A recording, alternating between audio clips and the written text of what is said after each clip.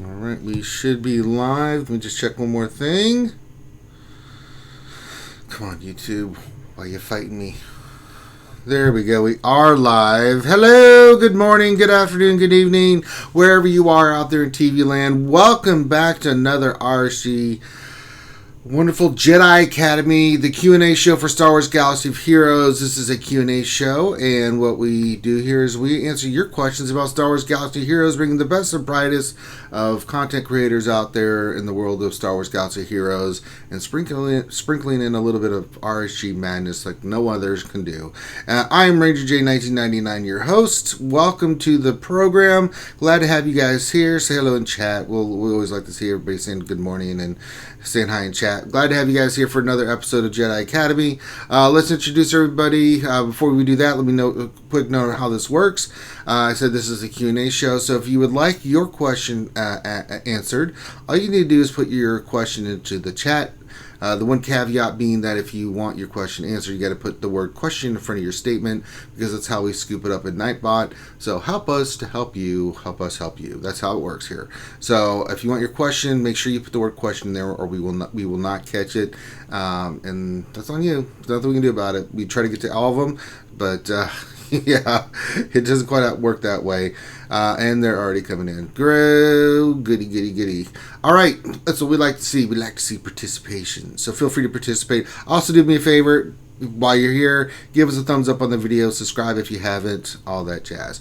All right, let's introduce everybody. Of course, joining me and helping me, he'll be scooping up the questions and everything else, is the troll extraordinaire, Dr. Finn Medicine Woman is here. Good morning, everyone. Also joined us. It's been a while. He's been a little busy with the chitlins, but the brown Gandalf, the beardless one, the government Wi-Fi stealer, the chicken chaser, the French tickler, the big deal himself, Grande Pappy Patron is here. Hi, everyone. Okay, that's glad to see you on a Saturday. Wait a minute, that's not your normal greeting, Grande. What's going on? Did you not have your coffee? What the hell was that? I did have my coffee. I just everybody's. I still got a couple kids sleeping. Oh well, okay. Yeah, we don't want to wake them up. So, also joining us, our returning champion, all the way from the Colorado mountains, up there somewhere in the Rockies, standing on a tree and skinning him a bear since he was only 3. Warrior from Warrior Presents is here. How's it going? Okay, or look, we talked about this. You're not good at voices. Let's Yes, he is. That's like the friendly fun time country bear okay, voice. That's awesome. I mean,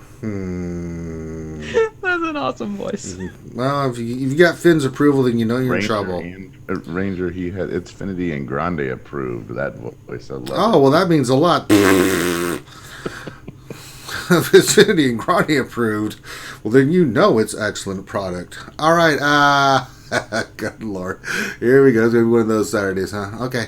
And also join us, last but not least, the Lady of the Sith herself. She just want to acknowledge it publicly. The one and the only Jedi Master Dash is here.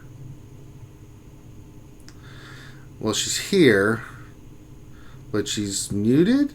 I know something that may make her talk. Adastra, I did it this morning. Did what? My Jedi Consular is Gear 13. Oh my god. It's true. I put a screenshot in the chat. Why would you do that? Why would you show that to people and be proud? Because Jedi Consular Finn now is Gear 13. That's all I gotta say. It makes me happy. So he's my 3rd Gear 13. Sure. Yeah.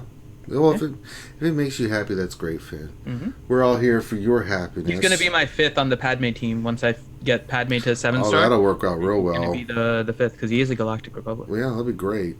Mm-hmm.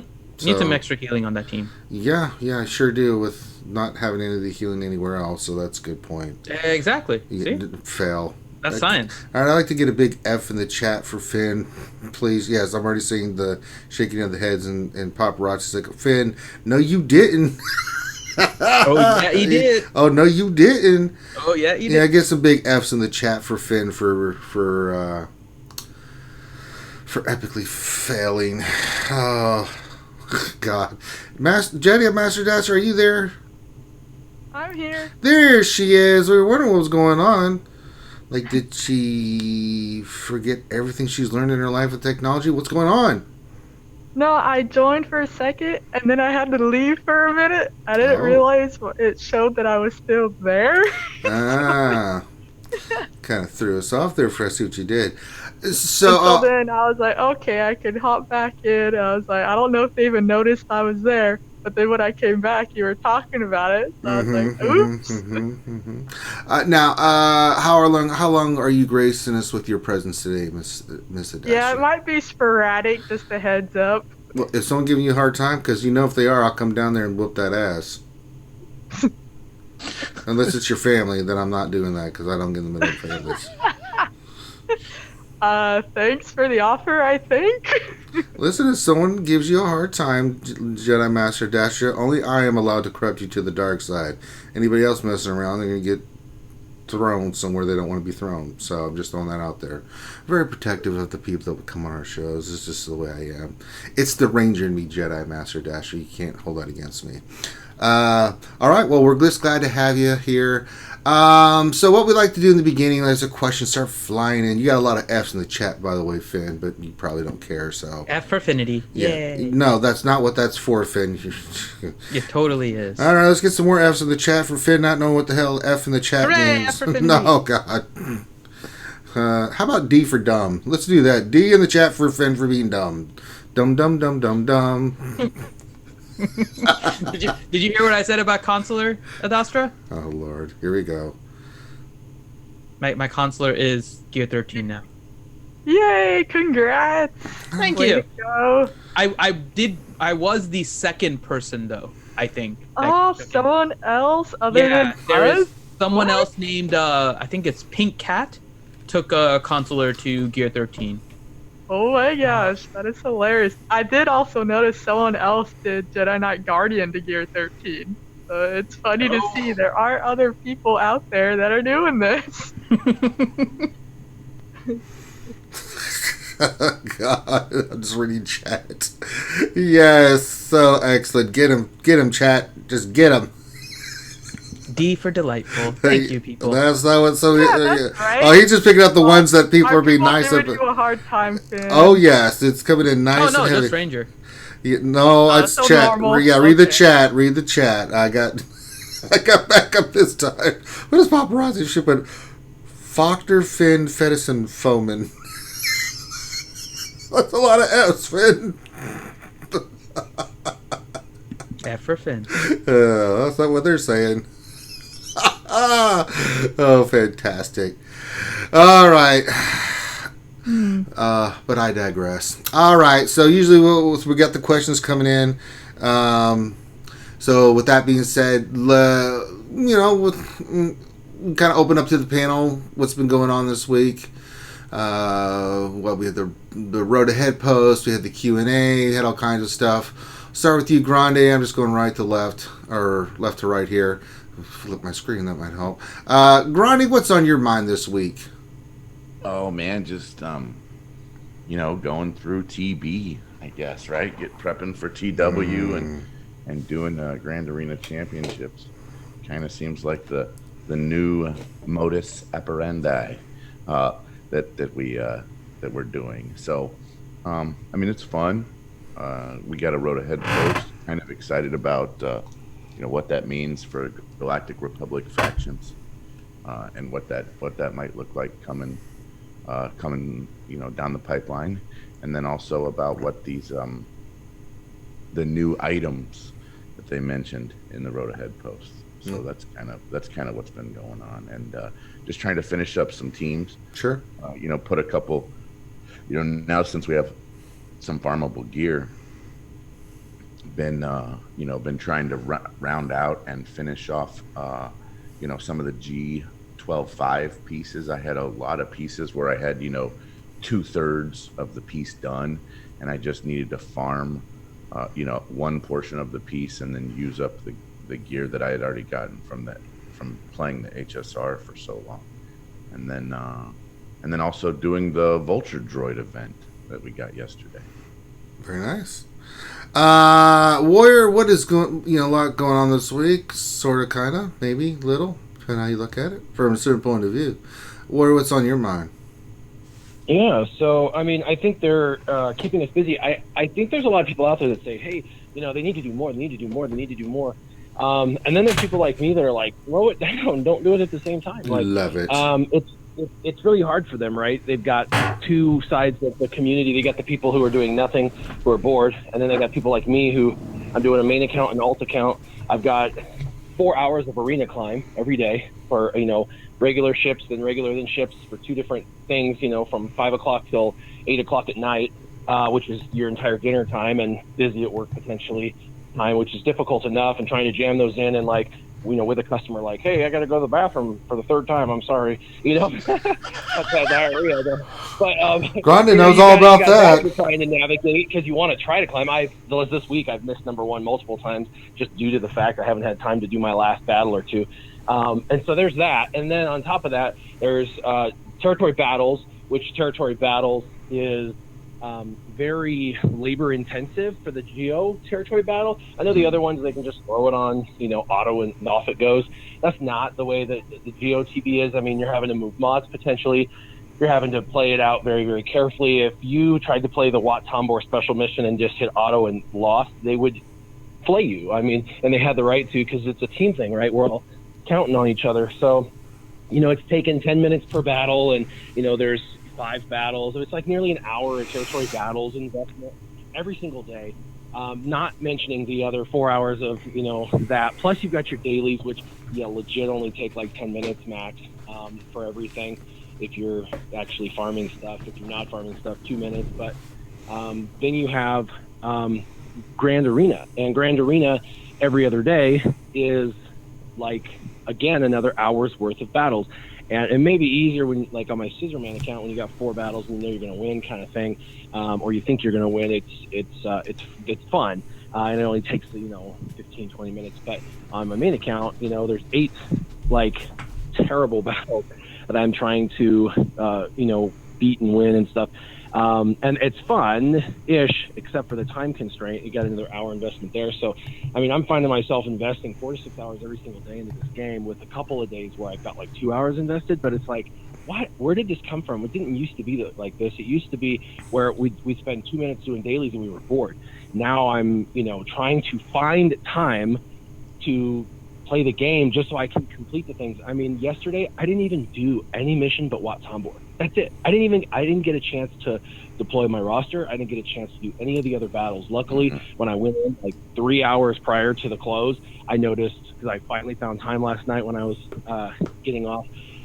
I had 3 hours left. I'm like, I got to get in there and do all this for the team. My team had cleared everything and had maxed all stars already. But today that won't be the case. I have to do them today. But so yeah, it's just one of those things that the time investment is definitely real. I know if I dump my alt account, I'd have more time for my main, but I don't enjoy my main. I enjoy my alt account. I love every minute of my alt account, and it does take actually a slightly less investment of time in my alt, but my main's got so much investment, and it's like, you're not going to let that go. So I don't know. It's just a bit of a time crunch right now. I feel like they could do a better job of having it be TB or TW or Grand Arena, and rotating those 3 to where there's always something going, but that it is always something different, and not stacking 2 or 3 major events on top of each other. And I get other people love that because it gives them 2, 3, 4 hours in the game. But to me, it's, I'm over 40. I got a family. I work full time. Like, I'm trying to do some YouTube on the side. It's not very conducive to, and kind of shot myself in the foot. Yeah, it's my fault, so I shouldn't even be complaining about it, because I've got 2 accounts, and this was what they wanted. They wanted to eventually bring in enough content that one account was all you needed. For those people who were running like 8 alts, back in the day, I don't know, they would probably quit, or they killed themselves or something, because that would be just crazy right now. All right, Lady Adastia, what's on your mind?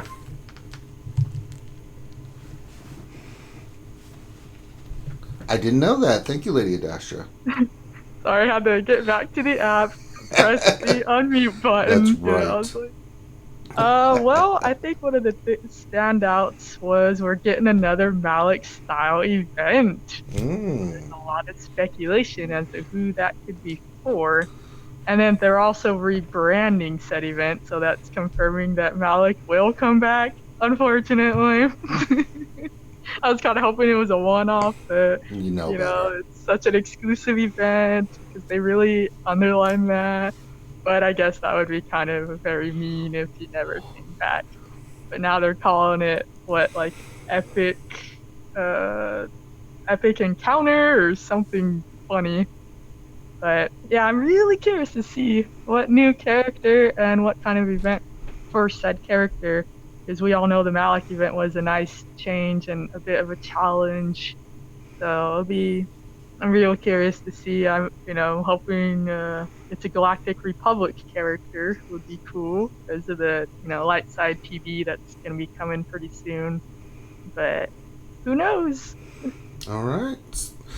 All right, we got the questions coming in hot and heavy, Finn. Let's get this show on the road. Let's kick this pig into gear. You know what? We haven't had Grande on in a long time. Let's go to Grande Babyface Patron. Finn, what do you got ready. Finn, what do you got for him? Okay. So are you familiar with the Grievous nuke team, Grande? You mean it for Arena? Yeah. Yes. Okay, so first question is from Paparazzi, and her question is for someone who has success with the Grievous nuke team.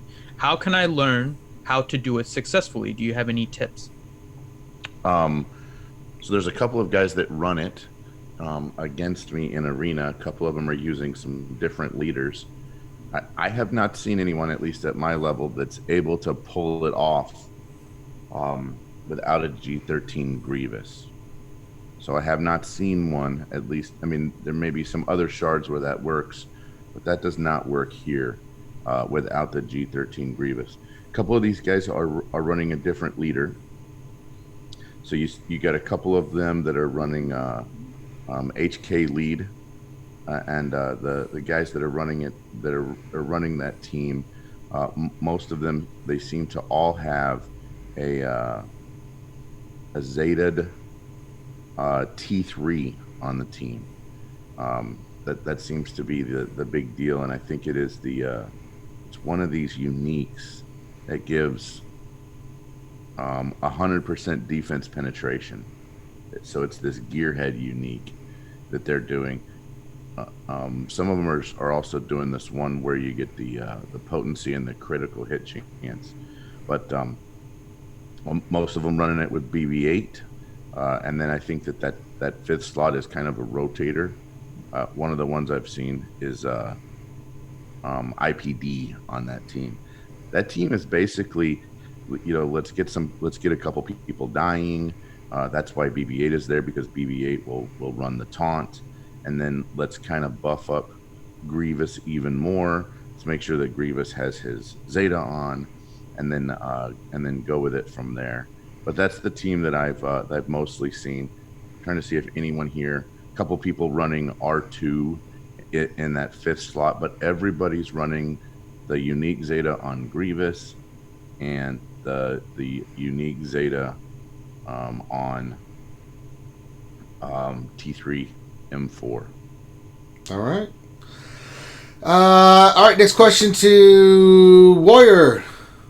All right, Warrior question from Paparazzi, and her question is, do you regret taking regular Bastila to Gear 13? I would think that it's a low priority Gear 13.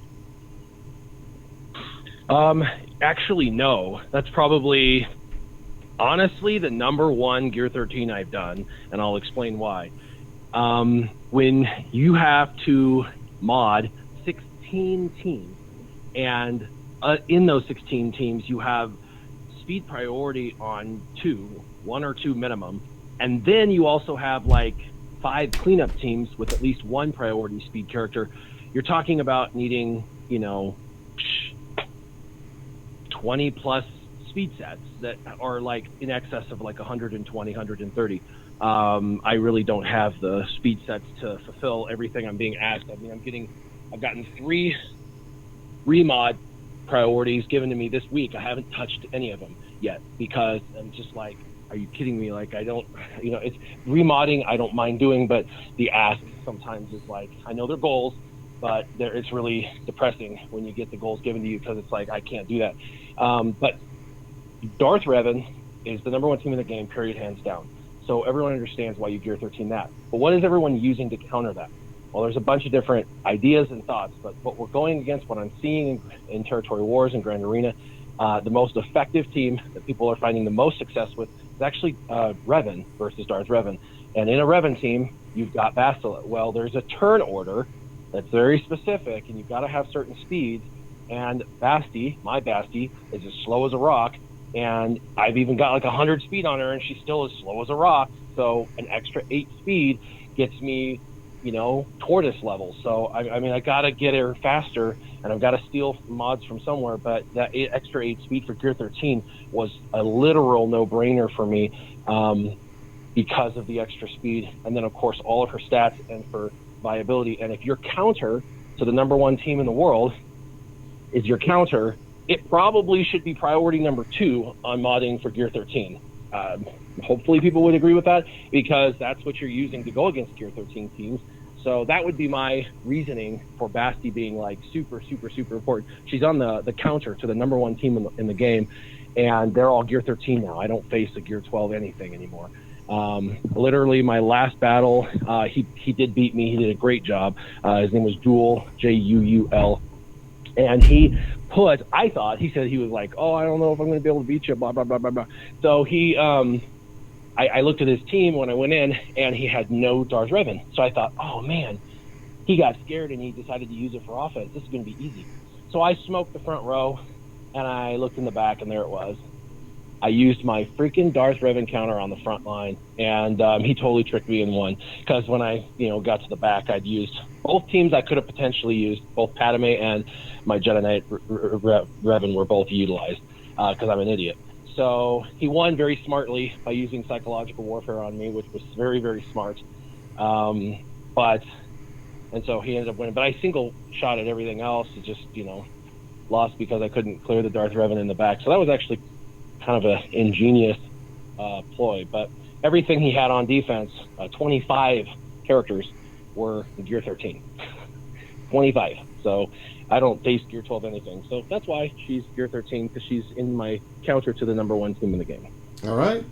Was that the dude that you posted the screenshot of on your Twitter, Warrior, with the Gear 13 Ewoks? Yes, and he had 4 Zetas on that Gear 13 Ewok team as well. And his speed on Poplu was like 260 speed. I saw that. I was like, holy crap. That's pretty awesome. Not for you. I think that I mean, if you've gone 4 Zetas in on a team, you should prioritize them for Gear 13, because that's a great defense team. It forced me to use CLS against it, and I didn't want to have to use CLS against it, but I knew I was going to have to, due to all the Zetas, the speed, the modding, the Gear 13, everything. It forced my hand to use a team that was more powerful than I needed. But you use something else, you lose. Now you've primed crazy, insane walkies with Gear 13, the turn meter. You can't have that. All right. All right. Really quick for you guys, we are on Facebook as well. So for those of you guys that are watching on Facebook, you guys can post your questions there. I'm monitoring it, and I can grab those questions as well. So okay. We don't have a Nightbot for Facebook, so it's not saying anything there. I'll post a little message there. But yeah, if you guys have questions in the Facebook as well, just post them there, and I'll add them to our list of questions. All right, fantastic. We go to the lovely lady Adastra next for our next question. All right. So, Miss Adastra, the question for you is from Biaris Aegion, and the question is, what Zeta is a higher priority, Geobrood Alpha or General Grievous? Oh, that's a good question. They're both very key Zetas, especially for the TV there. So it'd be kind of contingent on the rest of the teams for the respective squads there, since they both elevate the entire squad. So as far as like in general, I don't know, because they're both so important to make the squad stronger. But I would probably say General Grievous. Is it although which Zetas did they say or no? Because they both have 2 Zetas per Yeah, it doesn't specify which one. Oh, because that makes a difference too. Yeah, it 'cause does. It's like, yeah. So it's kind of hard to answer that. But Grievous, in general, his is very good. Is that team you're gonna be using him everywhere, and if you build it right, can counter Darth Revan of all things too. So in terms of just sheer power and utility, the Grievous team is. But that's again assuming you have the team for it and which Zeta are we talking about? So it's kind of because the Brood Alpha one, his lead isn't really needed in general. I mean, it's very TB exclusive, or if you want to take on the Jedi Knight Revan teams, because the Jedi team has so many buffs going that you're gonna get a lot of use out of that lead Zeta.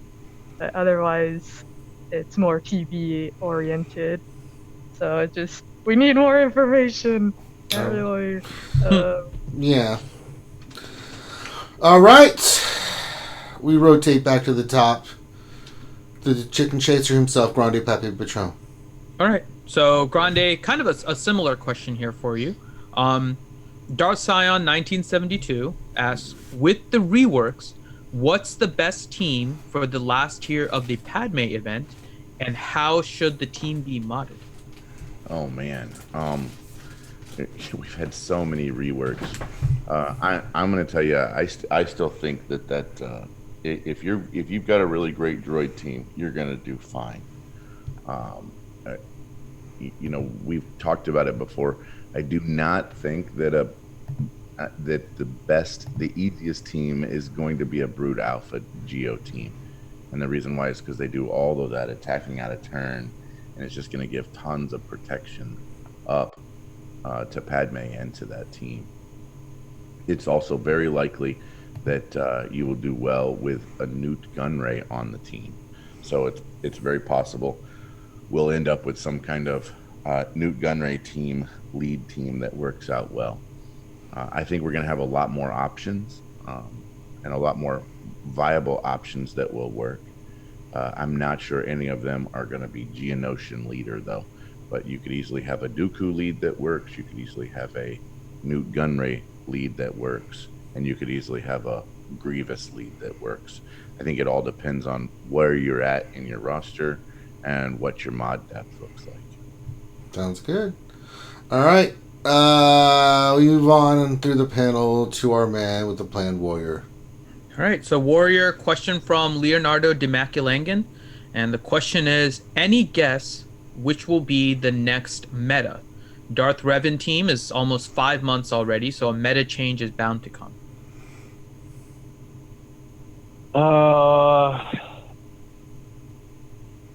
That's tough because Malak is... he can go 5 versus 1 kind of thing. So he's just so power creeped. They're desperately trying to balance the game in a way that makes it where, different teams have different strengths, but they also have different weaknesses. I mean, General Grievous, Padme, Nightsisters, they're all kind of strong to one, weak to the other kind of thing. They're all very top end, top 5 meta style teams. And when I say meta, I mean meta is anything you use in Territory Wars or Grand Arena. And so there's more than just Darth Revan for meta, but I know he's talking about Arena. I think you're going to see a shift in the meta potentially with Wat Tambor coming out, not immediately because people like me have got him, just barely unlocked today. But over the next few months, he basically turns 3 of the other characters he's playing with into legendary characters.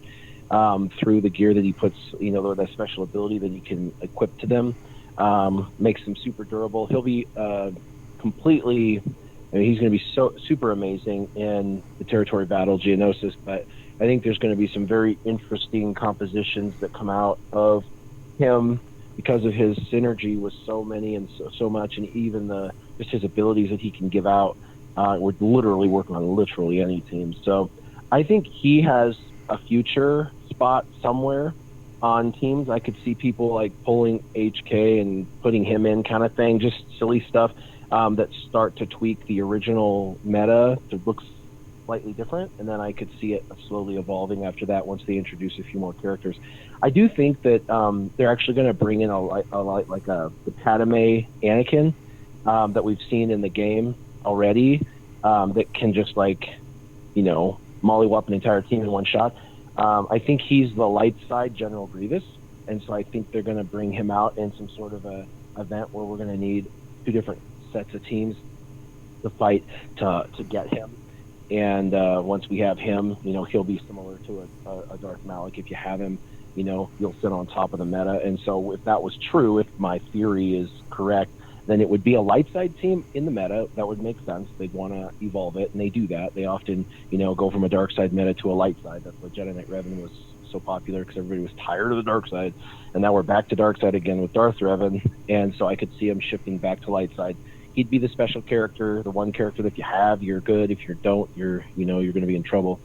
And it would be some sort of a blend between Galactic Republic and Jedi, but I think they want to get away from Jedi and more into Galactic Republic, just because they've never had their time in the limelight. And so I could see a Padme-style team eventually kind of creeping up. And the truth is, if you build a Padme team correctly and you practice enough, you can beat Darth Revan teams already.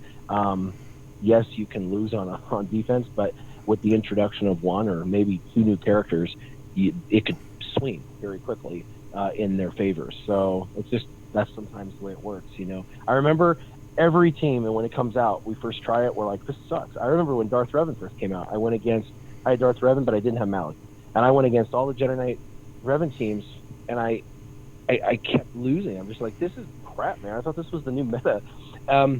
But a couple of things. It takes months to fine-tune mods and turn order and figure out who should be going first or when and why and all that. And two, they hadn't introduced Malak, and that was the end game. So seeing teams like Padme being very good and, only having a few touch-ups and one new character introduction is promising to the future meta, because all they have to do is introduce another one or two, and all of a sudden, boom, there we are. All right. Next question to Lady of the Sith Adastra. Okay. So Adastra, question from Sith Lord 72. The question is, for light side Malak event, I have Jedi Knight Revan, Bastila, Karth, Zalbar mission. What's the turn order for the side pods, and how should I mod the team? Oh, geez. Gotta try to remember this. I played that event quite a few times. If someone else has a fresher memory, because I don't want to mislead with the order. Was that the harder one, or it's not so? There's a problem with the question. First off, right? Because Karth is on the dark side. He's not the light side. The dark side is Jedi Knight, Revan, Bastila, T3, Mission Zalbar, and Jolie. Right? Those are the 6 that you can pick from, and you have to have Jedi Knight Revan. Yeah. Right. So Karth won't be on that. He'll be on the dark side. That was a typo or something like that. So yeah, wasn't it the dark side one was the tougher one? No, dark side's the easy one. Easier one. Light side was the tough one, huh? Yeah. The Jedi Knight Revan one, and we'll put a video. I'm sure everybody else will too, about how to beat it. Yeah, there's a ton of sources out there with that, videos and the how-tos, and then the people that struggle forever and then finally beat it. So there's lots of. Just say Ranger. Just say Ranger. Just go ahead. Oh yeah, of course. Yeah. How long did it take you? 3 hours. It took him as long as it took for Van Seal to tell him. Yeah. Oh, good. Yeah, that's right. But Van Seal told me it took him 45 attempts to get that pinpointed. Yeah, down. I remember having to move my best mods over there, just because at first I tried it just with what I had, just to test it. I love challenges, but I'm like, holy crap, this is an awesome challenge. I remember having to really deck them out. You wanted, I think you wanted tenacity at one point, offense of course. So for mission, you just want her to destroy stuff. But yeah, I'd have to. Yeah, I know I have Malak, so out of sight, out of mind. I don't have to think about that event anymore. Mm-hmm. Yeah, so but I'm sorry, I don't really. Yeah. There's it's just a like pattern. I said, I'm sure there's guides out there. When the event comes back around, there's gonna be all kinds of resources popping up again, because people, it's been so long. So then it's gonna be like a refresher course for those that already have him, and then for the new people getting him, there'll be, I'm sure, all these guides that'll pop up again, like as references. And so when that event gets actually announced again, I'm sure, you'll be able to get some help. Absolutely. If we were trying to explain the light side one, it comes down to a certain order, and then armor shreds getting on from Zalbar and a couple other things. So it's easier just to watch the video. And don't worry, it'll be out there from us and other sources. So you'll be fine. Don't worry, bud. Don't worry. Yeah, absolutely. Like it's gonna be like probably even some how-to direct guides now, just the exact order, make it idiot-proof practically. Like it's gonna be way easier for the second group of people than it was for the first group. So okay. All right. We go back up the top again. Finn, Durande Pappy Patron. Okay. So next question is from JLY9, and the question is: I finished the Droideka farm. What do I do with my normal energy now? Do I finish Range Trooper, Emperor Shuttle, or farm the Gear 13 pieces? That's, I think it depends on where your roster is, really. Range Trooper really does make the Trooper team work. So if you've already invested a lot in Veers, Stark, Snow Trooper, and let's say Magma Trooper, I would tell you to go ahead and finish off Range Trooper. If you haven't even really started that team, and I might use Natural Gain and just do the 5 battles or the 5 sims with a Natural Gain on Range Trooper, just to kind of slow play that one, and then I might spend the rest of it on gear for either the Chirotechs or the other gear for Gear 13. Again, too, it also depends on your roster. How many characters have you already put G12 5 on, so that you can actually take to G13? I think that there are some possibilities there. You just really have to kind of reevaluate your roster a little bit. All right. Next question for Warrior. Okay. So Warrior, question from Darsion 1972. With the new character items coming to the game, during the dev Q&A, they mentioned that it would be a mix of old gear and new gear. Do you think this is another gear paywall? Oh, you're talking about like when you can take a bunch of your trash gear and put it in for like, the cane for Yoda kind of thing? Mm-hmm. Okay. So when it first came out, they billed it to us in the private chat like, hey, we're rolling something out you think you're going to be pretty excited about. You're going to take all your old gear and let you trade it in, all the thousands and thousands and thousands of pieces of old gear that are useless. We're going to let you trade them in towards these new items, which will make it super powerful, and it's kind of a reward for older players, because older players have obviously more gear, so they'll be able to get these pieces higher than other players, which is it's a naturally baked in reward system for older players. And I thought, damn, how can this go wrong? This is perfect. Like, there's no way that you could spin this negatively. But then, in true fashion, many of the game changers started bitching really loudly in the chat, which is funny because I'm not the only one that from time to time feels that way. It happens from everybody, but they were like complaining pretty hard that it's a new paywall, and I was just sitting there watching chat like, I want to see how this plays out. And they came back with, well, it could be at the high end, but I'm like, oh my gosh, they admitted it. Like, no, you did not just do that. I thought you were giving us a bone. So they're building in this thing where at the earliest, lowest levels, it's going to appear to the whaliest of whales that this is, super giddy. And then when you get up to the top, you're going to totally get shafted with just one more paywall that, of course, whales are going to spend. But, it's like, why? Why? Well, money, obviously, but it's bad. It's really bad. You're going to get the cane. It's going to go to like level 10 at first, And you're going to be able to get it to like level 4. Everybody else is going to be able to get it to like level 2 if they haven't been playing very long. And you're going to think you're bomb diggity. And then the guy at level 2 is going to be a whale spend, and he's going to have his to level 7 and beat you. And you're going to be an elder player pissed, and you're going to either have to spend money to keep up, or you're going to get left behind by younger whales, and that's the monetization of it. I see it as now a terrible evolution. In fact, I don't see it as necessary at all. The power creep's so significant that I don't see adding special abilities to these characters as wise. The game already, when they introduce a new character, gets broken every single time because they have unintended effects that the team, there's a million people out there playing this game, and they're all trying with Wat Tambor. When they unlock him, they'll all try him in their own favorite team. Someone's going to use him with Phoenix. Someone's going to use him with Nightsister. Someone's going to, you know what I mean? Like, everyone's going to try to shove that square peg into a round hole, and someone's going to find some crazy synergy that they never tested because they didn't do that, because they can't. They don't have the time to. And all of a sudden, the game's going to get broken within a few weeks of it being released.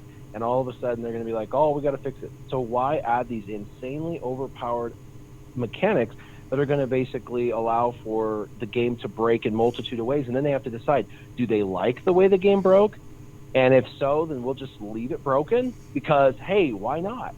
Like the Jawas, unintended, the Jawas weren't working the way they were designed. It's a total bug. And they're like, we'll just change the description to match the bug. So they do that. And then other times they're like, whoa, you're finishing in-game content a little prematurely in one phase? Can't have that. We're going to have to fix that immediately, which is 2 months later because immediately is really slow there.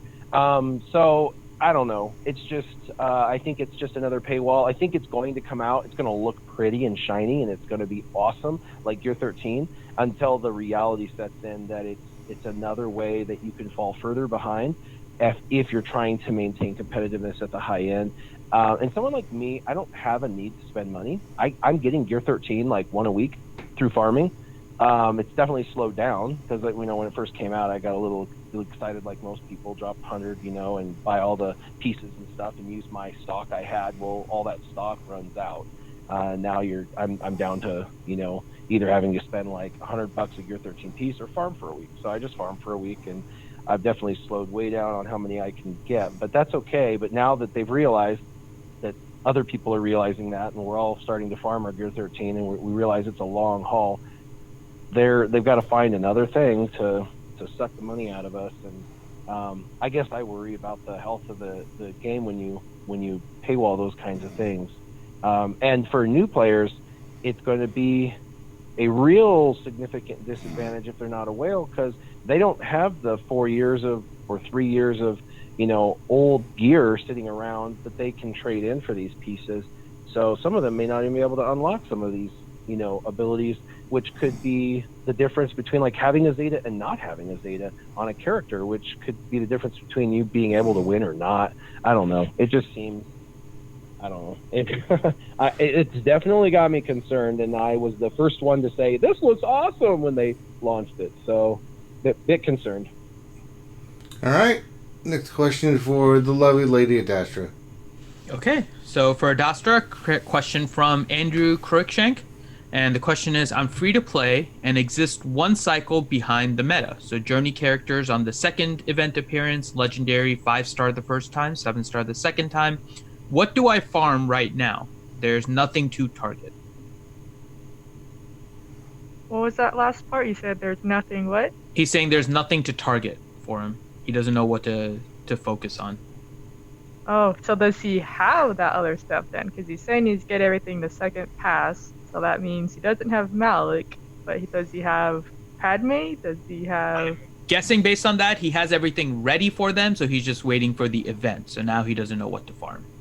Because that sounds like the situation I'm usually in. So yeah, I was like, it's very open-ended. Like, I would need to see, like, to give him a nice analysis. We could, like, look at his roster and then could give him some good direction.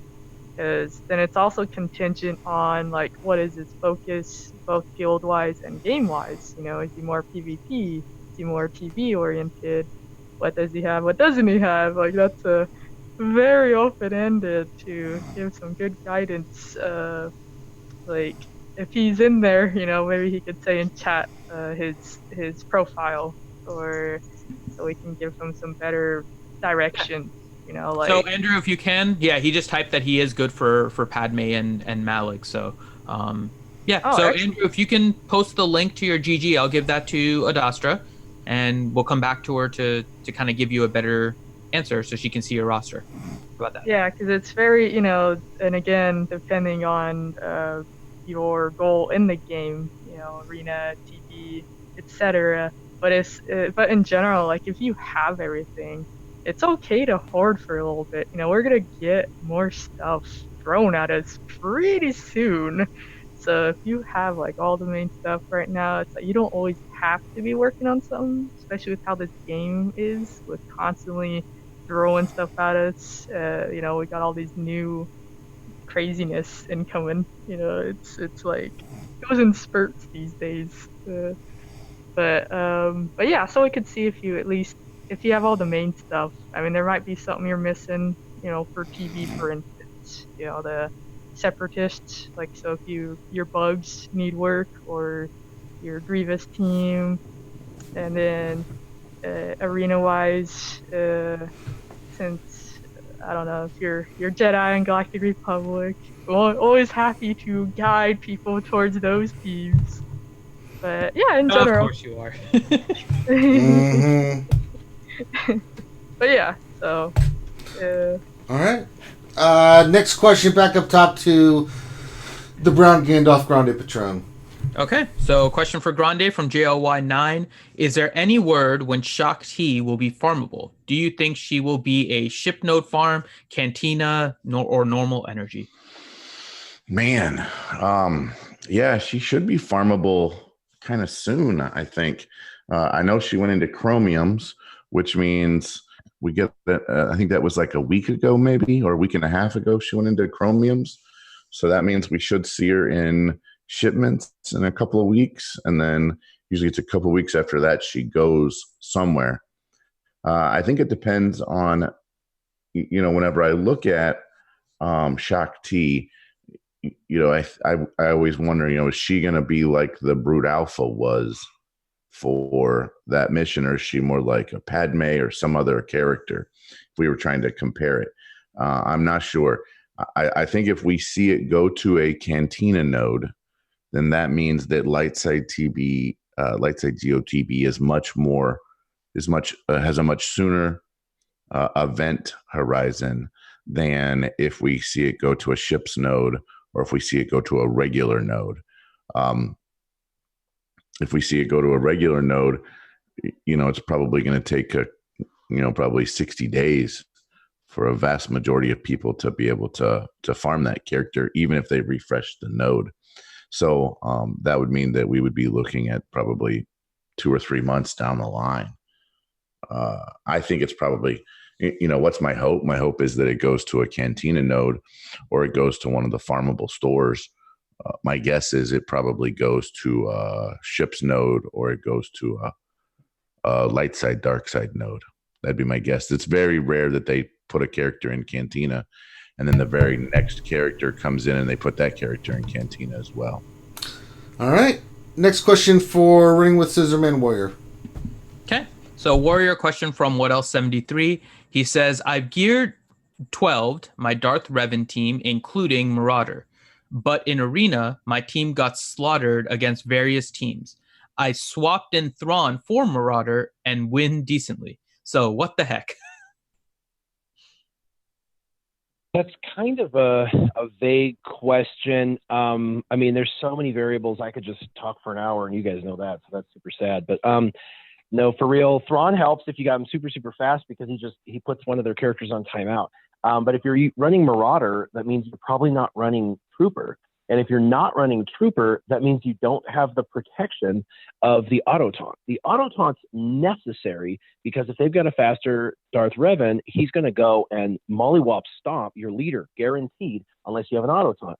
If he has the auto taunt, then he hits the Sith Trooper, which hits your leader. But it lets 3 of your characters go and not lose their turn. That is the difference between winning and losing right there. You can lose 3 characters before you even get a turn if you don't have Sith Trooper. So you really should have Sith Trooper in there instead of Sith Marauder. The only people that should be evolving into using Sith Marauder in Arena are people that have a faster Malak and a faster Darth Revan, because they can dispel with their Malak, and then their Revan hits their leader, and then they've got Marauder to follow up, and there's no need, if you're going first, to have the auto taunt. The auto taunt is for all of us losers who have weaker mods. That's what that's for. It's to give us a holy hell fighting chance against these faster teams. So if you don't have Sith Trooper, you're in trouble. If you've got Sith Trooper and you've got Marauder, you've pulled someone else you shouldn't have pulled from Marauder, because the only viable change out, in my opinion, is Marauder for Trooper in those lineups, which is why in Territory Wars, to me, it doesn't make any sense for teams to flat out say, like Team Instinct tells us, pull Marauder or pull Trooper and put in Marauder. It's a better team. Maybe for like 15 of you, but not for me. And you're giving people an easy way to just one-shot my team on defense. And then I get one-shotted, and other teams are not getting one-shotted. Well, there's a reason why mine gets one-shotted, because they look at it and go, oh, that'll be easy. Just run a faster, you've got a faster Darth Revan, so you're in Malak, you're golden. Go take out Warrior. It's easy. So I think people need to, everything's not just a one-size-fits-all. You know what I mean? Everything should be played out a little more strategically, I feel. And so I don't know what you're running or not running, or what you've subbed in or that, but I think Sith Marauder is a little premature on that team for Arena for you if you're losing. Okay. All right. Adastra, I sent you a link in Discord. I don't know if you saw it. She's on mute because she's probably switching between apps. So I sent her You're correct. I'm switching around. I figured. So I sent you the link for Andrew Crookshank. Okay, yeah, I saw him just posted in the chat too, because I was replying to him. I was editing this over and over because that 200 character limit. I was like, yeah. Okay. And then I saw him in there, so yeah, I can take a look for the next pass. Okay, so I'll give you another question here in the meantime, and then okay, so let me give you your next question. So, question from your buddy Durgan. Oh Lord, no, Jesus. So, but this is actually more of a. Oh my God. So his question is anybody else burned out on the 5 rounds of GAC? I hope they give us a week or more of a break. Whoa, that's a normal question. Are you feeling okay, Durgan? Was that the real question? I was thinking that too. Like, I love GA as much as the next one, but good God, this is a lot of GA amidst all the other stuff we're doing. So I think that's part of it. Just feeling like there's just a lot, that TV, TW, GA, just constant GA. And at least at my bracket, it is not fun in the sense like people. I'll try to set different fun teams, but my opponents all set the same cookie cutter crap, the same old defenses, they use the same old counters. Oh, you set your Darth Revan. Okay, let me use my Padme to kill it. Oh, you set your bugs. Okay. Oh, you set the Karth team, which is pretty much the new Phoenix cheese team. Your Karth, like a million counters to Karth.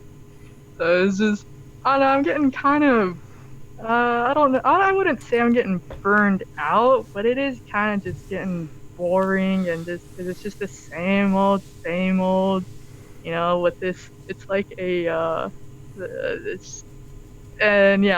is the last segment at least, and then it's a 1 week review period, and I'm hoping there'll be a bit of a break before the next exhibition launches. Because this is still in the quote-quote beta phase of it, too. Like, this isn't even the legit exhibition yet. Like, this is still in the feedback phase to see how's the rewards, how's the matchmaking, So it's just, I don't know, I feel like it's a lot, which, if you have the time for it, great. But in general, it's very time-intensive doing all these different things. I don't know. And I guess just, I don't know, it's just a lot in this game right now, which I am amazed at how much they can cram into this little mobile game, like just thinking back on when it the early days to where it is now. Mind-boggling. But yeah, they could slow down a bit on the next GA matchup. Take their time to work out the kinks, read that feedback, and then I don't know, maybe someday give us 3v3 again. Maybe. Nah. I really enjoyed that, and it was different. But I don't know if they're ever gonna give us 3v3 Grand Arena with a new system. I feel like they may not ever. Just saddening. Nah. But I'm wondering if they'll tweak the reward system, or they're gonna tweak the matchmaking again, because there's always people complaining about both of those, and there's people that are happy with it. So it'll be interesting to see how the next set will end up being like, if they've made any obvious changes. But because the matchmaking, it seemed fair for some people, but then others it seemed really lopsided.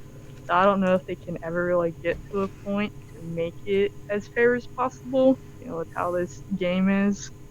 But No. yeah, we'll see.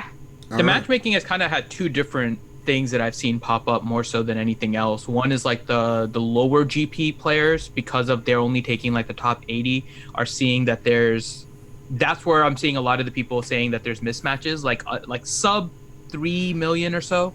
Usually they're like being matched up against people they don't think is legit, because they're not all about the one-shot kills for the most part. The other one, and so just kind of a follow-up maybe with Warrior, is at the high level, because they haven't introduced anything where you can't face the same person again in the next round. I know Warrior, I think last week you were saying that you had faced basically the same people in every round of GA. Is that still the case right now with this new one? Yeah, so every time there's 8 people, there's always like 4 that are new and 4 that are the same people that I faced in either the very previous one or the one prior to that. And I've been complaining about it to them in a polite manner, and I kind of had a little bit of a blow up the other day, and that's the whole thing that made like Reddit or whatever, but it was a private conversation, obviously. But they looked into it, and they came into the private chat and said, hey, congratulate Warrior.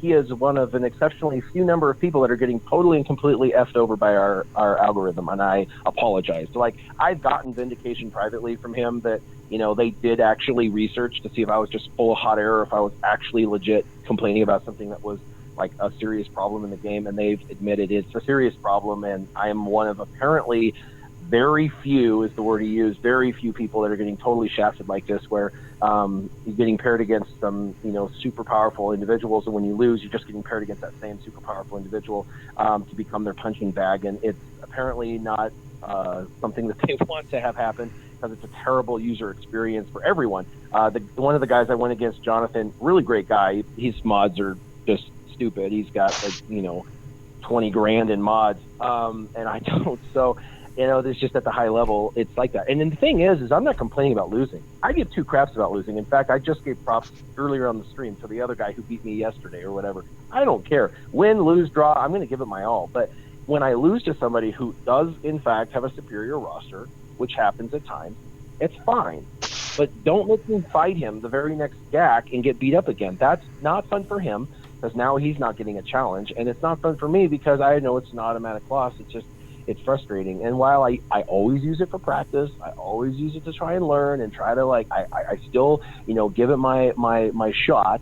It's frustrating around the table. And so I was just happy that they took my codes and they looked into it, because I think they were hoping that they would look into it and that I was a big fat liar, and they could come out publicly and be like, well, Warrior was kind of a bit of a whiner about this, and there was no validation. But they privately said in our chat, congratulate Warrior. He's one of an exceptional few that are getting totally shafted by our algorithm every single round.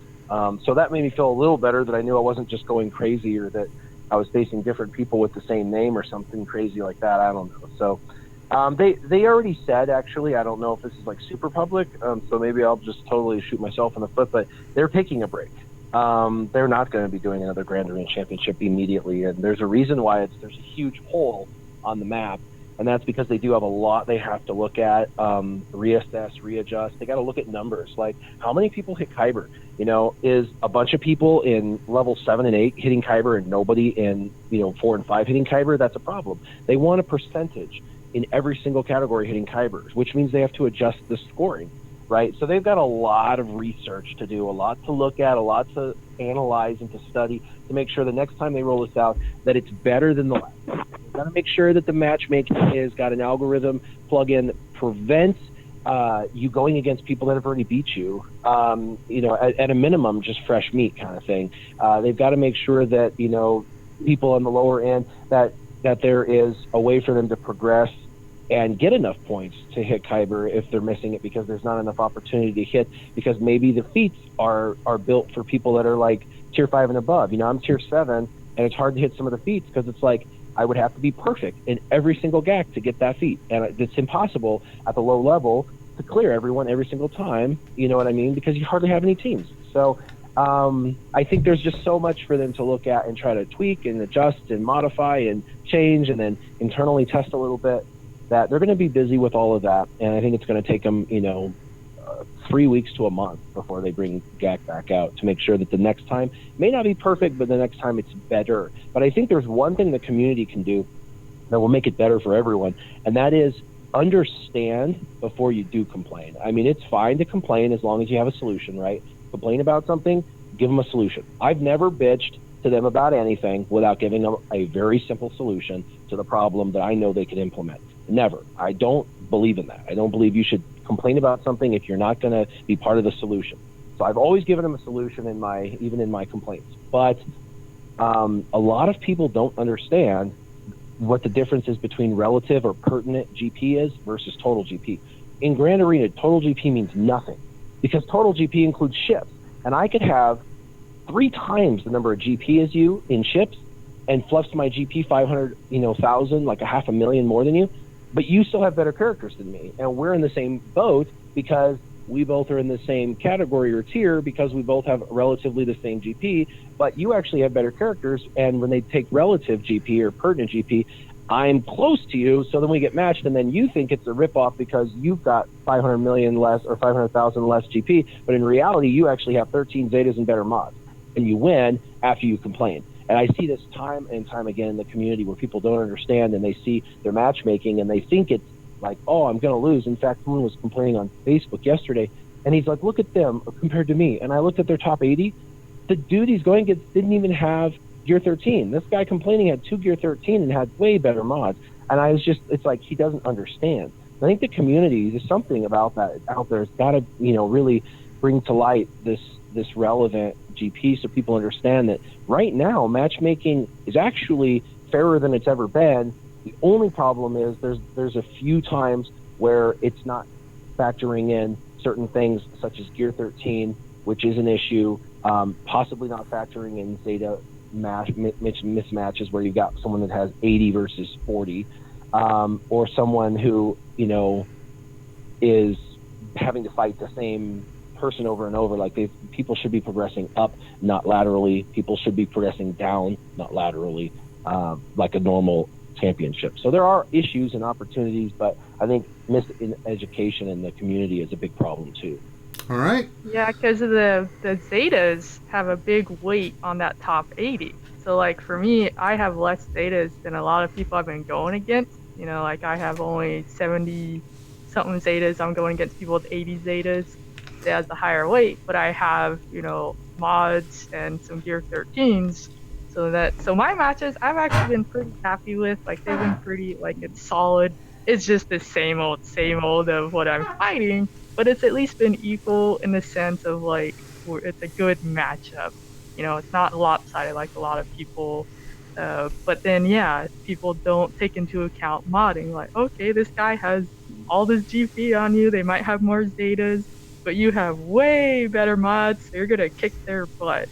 And I kind of saw posts like that too, where they realized it after the fact that they're like, oh, at first I thought this was very lopsided, but then I looked at this guy's roster and he made a lot of weird decisions where he doesn't have mods, so that person ended up winning.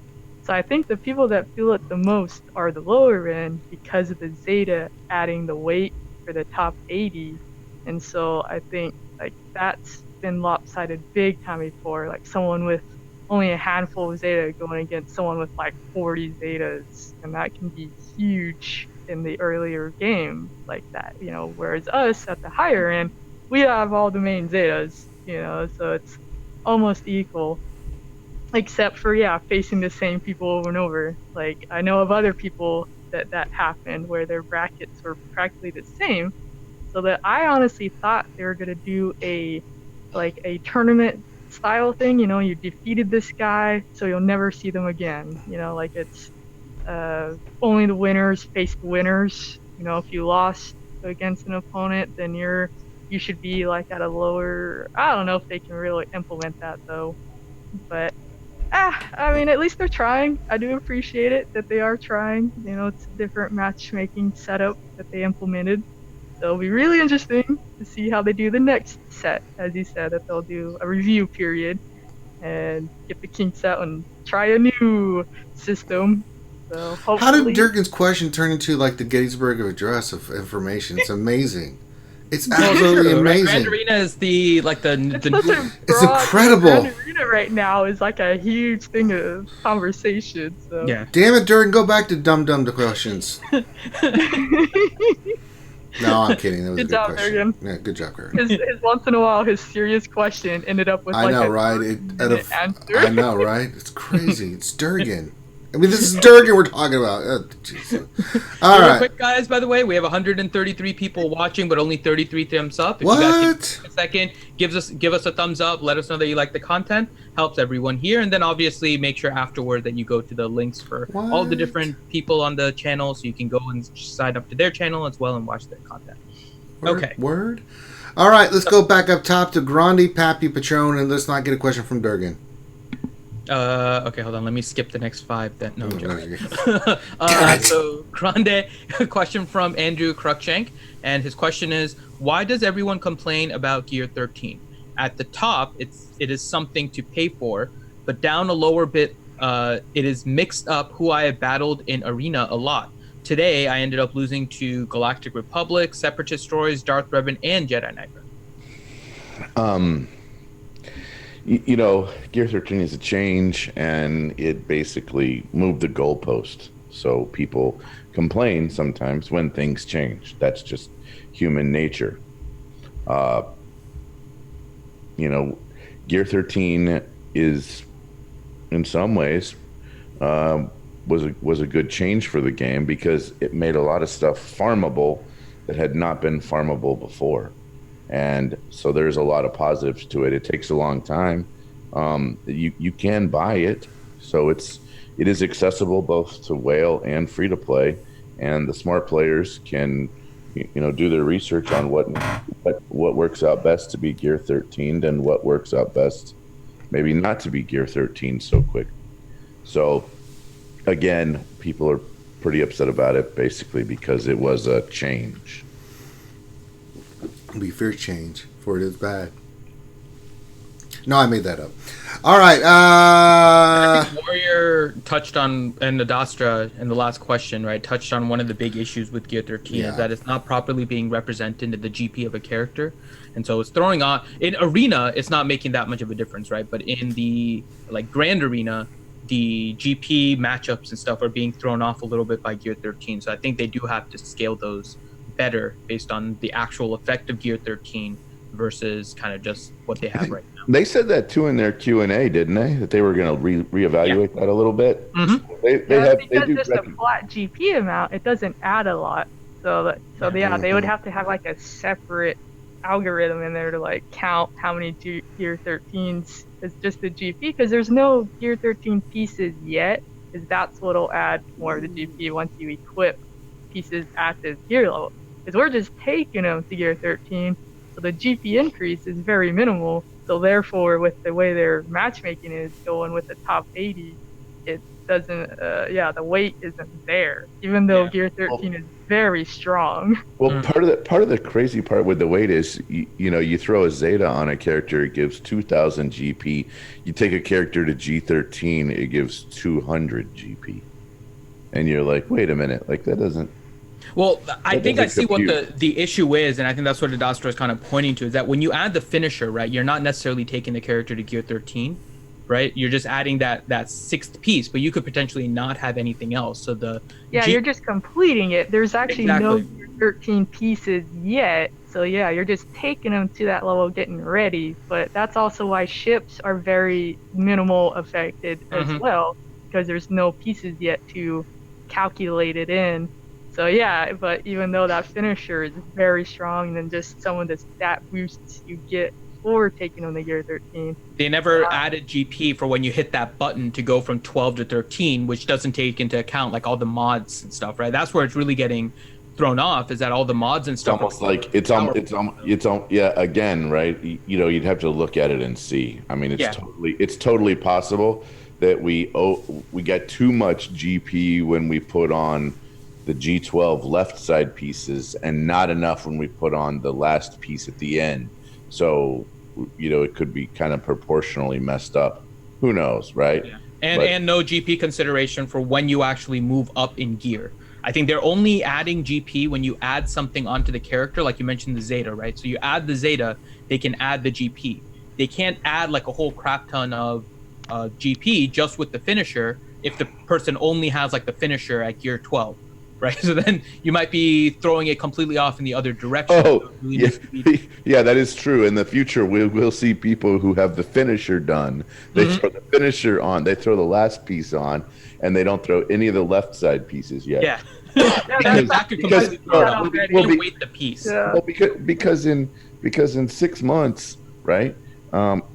G12, the pieces we put on it, G12 will be just like anything else, and you'd be like, well, I have this piece ready, I'm going to stick it on even though I don't have the other 5 pieces ready. Okay. And so someone will such a good piece, so it's going to get priority sometimes, because it's so like some people that they're going to start with that piece before doing the other one.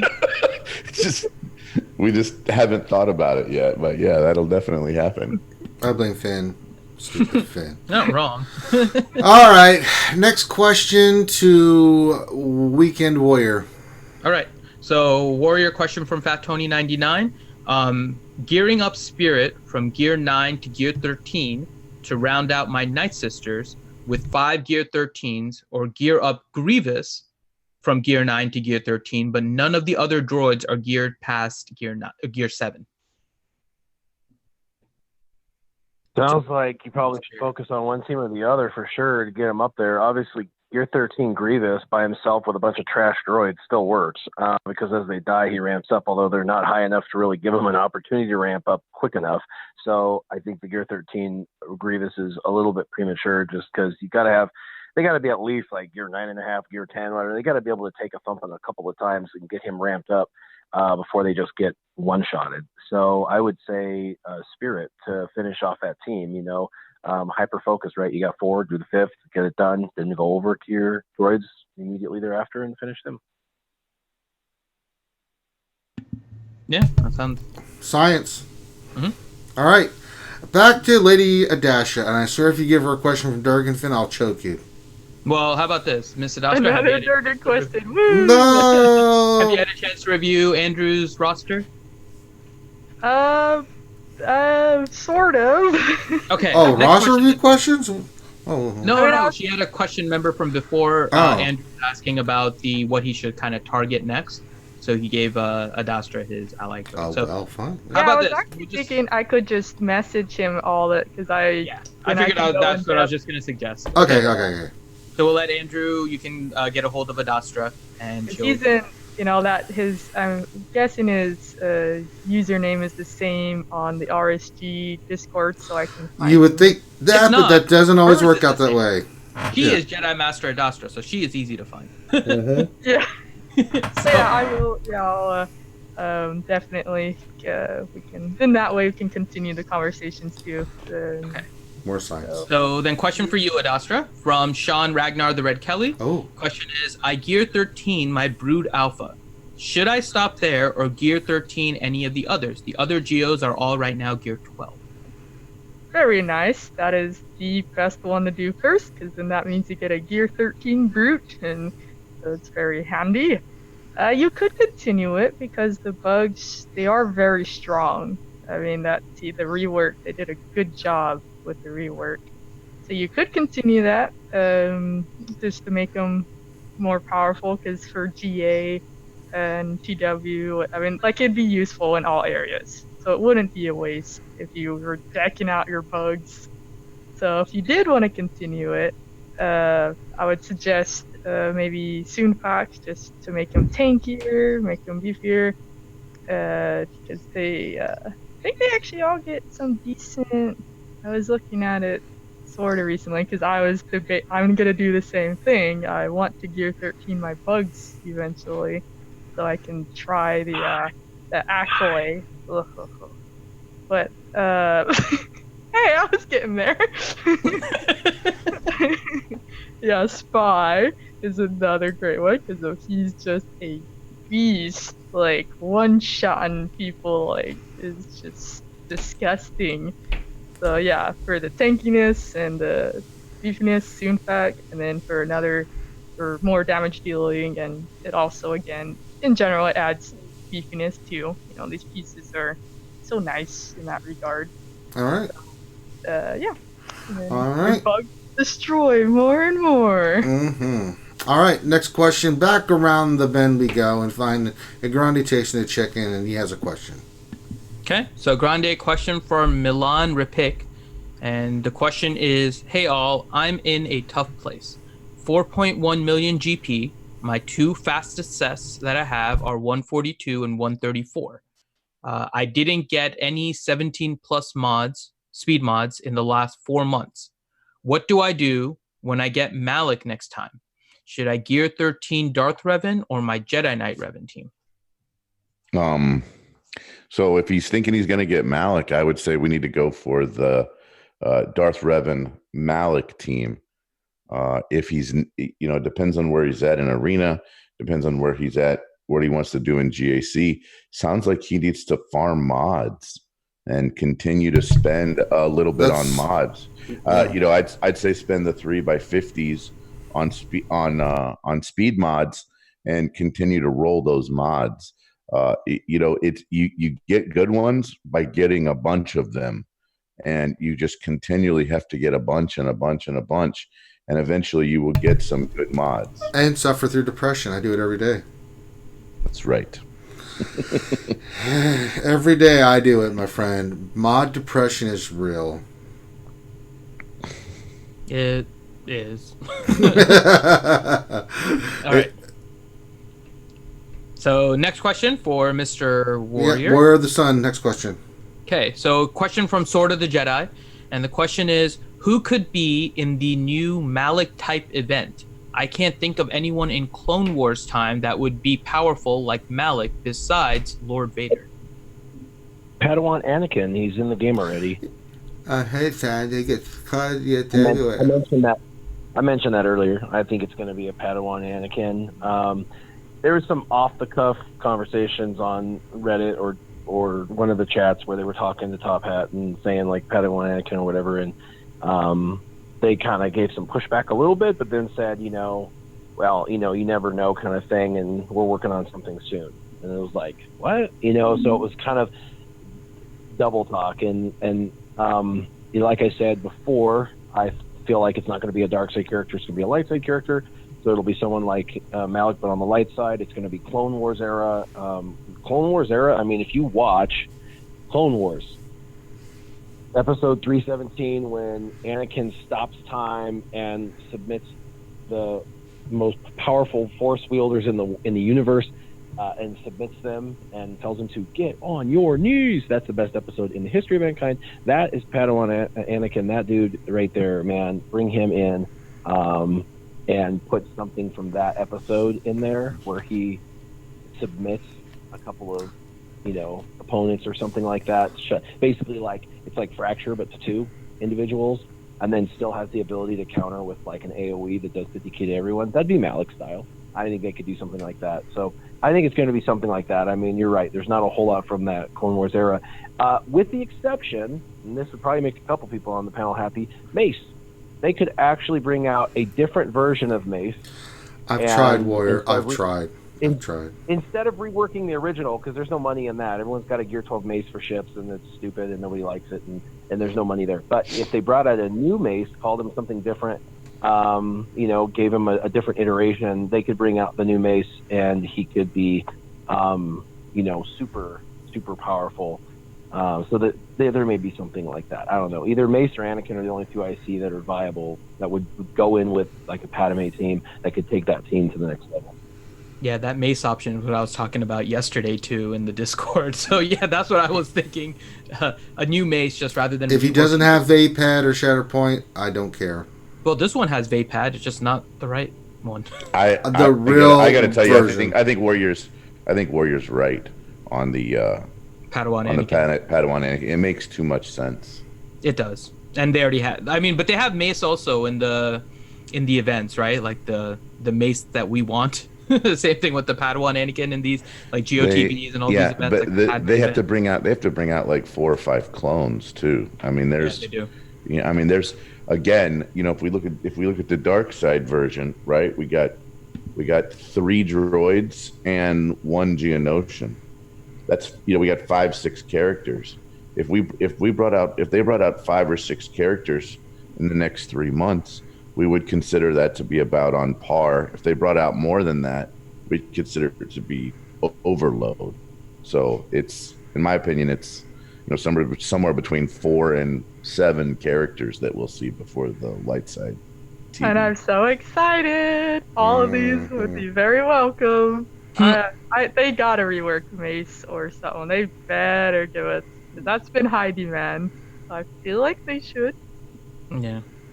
Well, I think the worst thing they could possibly do is make that Malak type event with Jar Jar. That would probably kill the game. Yeah, that would. I don't want to think about that. Gross. Please no. Please. Misaliki. Not Jar Jar. I still say no. It's gonna be something else. I think it's either Jar Jar or Kia-Mundi, but I'm pretty sure that it's gonna end up being Jar Jar from everything they've said so far. But Never. all right, let's give Adastra a fun question now. So it's actually a real question, but I think you'll have more fun with it than the last one. Wait, which are we on Warrior? No, we just did Warrior, right? That was sort of the Jedi question. So Adastra. So Captain Blackbeard, in what order would you gear 13, or in what order would you gear 13 Nightsisters? All at once. How dare you? Okay, just kidding. Yeah, I have them all gear 13, so I'm very happy with every one of their pieces because they all get such good boosts. So Spirit, I would say, is up there. The first ones I did was Asajj and Spirit, because Asajj, she gets such awesome. Well, they all get awesome boosts. But wait, sorry, I lied. Daka is who I did first because of the health that she gets. Like, she gets such an awesome health increase, and she, if she survives, your team can just keep going. Like the TB, I've been able to get 4 out of 4 with my Nightsisters, mainly in part because Daka just won't die, and she can just bring back the team. So if you have a super tanky, strong Daka, it also makes it harder for your team to get killed in a Grand Arena TW setting. So, like, Daka doesn't even need to be super fast. You just want her to, I mean, some speed helps, but tanking it, the health increase that she gets is awesome. So definitely Daka first, hands down. And then Spirit and Asajj would be next. And then Spirit is for the physical damage boost. Like, she is a beast. Like, the penetration and the offense boosts that she gets, you can have a speed set on her and she's still gonna destroy stuff. And speed wise, just for the speed boost too, of course, with these pieces, it makes it nicer with balancing your mods. If you don't have all these god mods throw around like some people do, it kind of helps with that. And then Asajj, because she gets some nice boost as well, the health, because that's also it for her, because she's not as beefy as the others, so the gear 13 really helps to elevate her health pool nicely. Because while you want Daka as the beefiest, you still want your other sisters to be hard to kill. And then on that same note, Zombie will get boost, but I would go Talzin before her, honestly. I did Zombie last. others might prefer zombie next because of the. No, I think zombies last. But yeah, I just felt like because she's already decently modded for me that I was like, yeah, I'll get to her eventually. But Talzin was nice because she also got an offense boost for her special damage. So good God, she can destroy stuff too. Like this team is so much fun. So you're saying it's fun? So yeah, so I mean that would be an order. So Daka, Spirit Asajj, Talzin, Zombie, and just wreck stuff, have fun. Such a good team. Okay.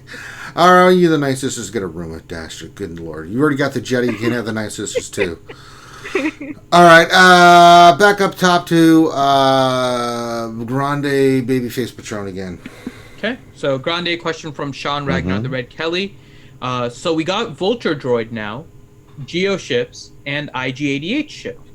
Though that's only 5 ships. Any idea on other Separatist ships they could add? Well, they've left a ton of factions kind of, half finished, right? I mean, Resistance is a great example of a, where we don't have 7 ships to go together. In fact, if you look at it, I think we only have maybe 2 factions, Empire and Rebel, that actually have a full 7 where you could do that. But you want more Separatist ships? Well, because it is hinted in the Vulture Droid, right? Because you're getting a Separatist capital ship. Well, and we saw that in the event, right? I mean, we saw this. We saw the malevolence that is malevolence as not being obtainable. Yeah, but it is kind of cool looking, isn't it? I mean, it's super cool. So I don't know. I mean, I don't really know the lore on all of the Separatist ships that we could get, but I'm sure there's like some little, things that fly around that we could get besides that. I don't even know.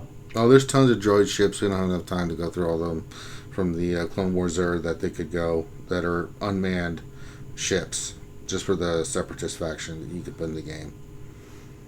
Because they had their bombers, they had their interceptors. They're all separate droids. And they weren't all Vulture droids either. So, but that's another stream. Yeah. Maybe I'll do a lore video on it. I don't know. Maybe I will. I'll think about it. All right. Next question to Colorado Rocky Mountain High Warrior. Okay. So a question for Warrior from Paparazzi. Her question is, I heard Shakti and Wampa are good at countering. What do you use Shakti and Wampa to beat?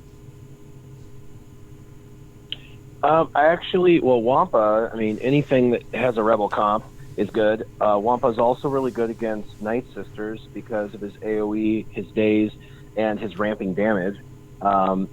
Basically, if you can protect Wampa, he can kill the entire Nightsister team by himself, but you got to surround him with a bunch of protection. And so what you do is you put 4 Jedi with him, Bath the lead, because she gives everybody a bunch of bonus protection, so it takes them a minute to get through all of that protection and everything. Do a couple tanks like Kanan. He puts offense down and he counters, so he kind of neuters them slightly, which delays the inevitable. They'll eventually, work through and kill people, but he puts offense down and has all that bonus protection. He's tanky naturally anyway. Old Man's got ability block, turn meter reduction. He can kind of delay the inevitable. Bastila is the lead. You could even put in, someone like Juhani or whatever to have 3 tanks, but 2 tanks is sufficient.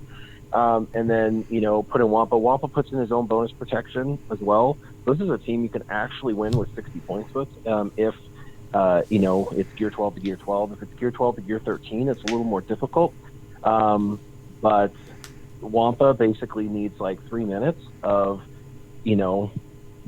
ramping opportunity to ramp up his damage. In the meantime, he's clearing fools. Another individual that's good on that team is someone like Ezra, somebody who's got a dispel, so you can continue to get around that. Or someone who's durable. But Jedi work really well on that team. And then by the time minute 3.5 to 4 minutes you're in there, he's doing an AOE for 70k and clearing the board. And 2 or 3 are dying because their protection's gone by now, and they're dying. And the first couple die in the first couple minutes, and then you've got to kill them all. But they're constantly getting, extra turn, and then finally he's ramped up enough. He can just smash the board, 2 or 3 die, and then you can clean up, take your time, clean up in that last minute. It is a long battle, but it's a great way to clean that up. So that's the way I use Wampa. I've also used Wampa with Rex, just Wampa Rex combo.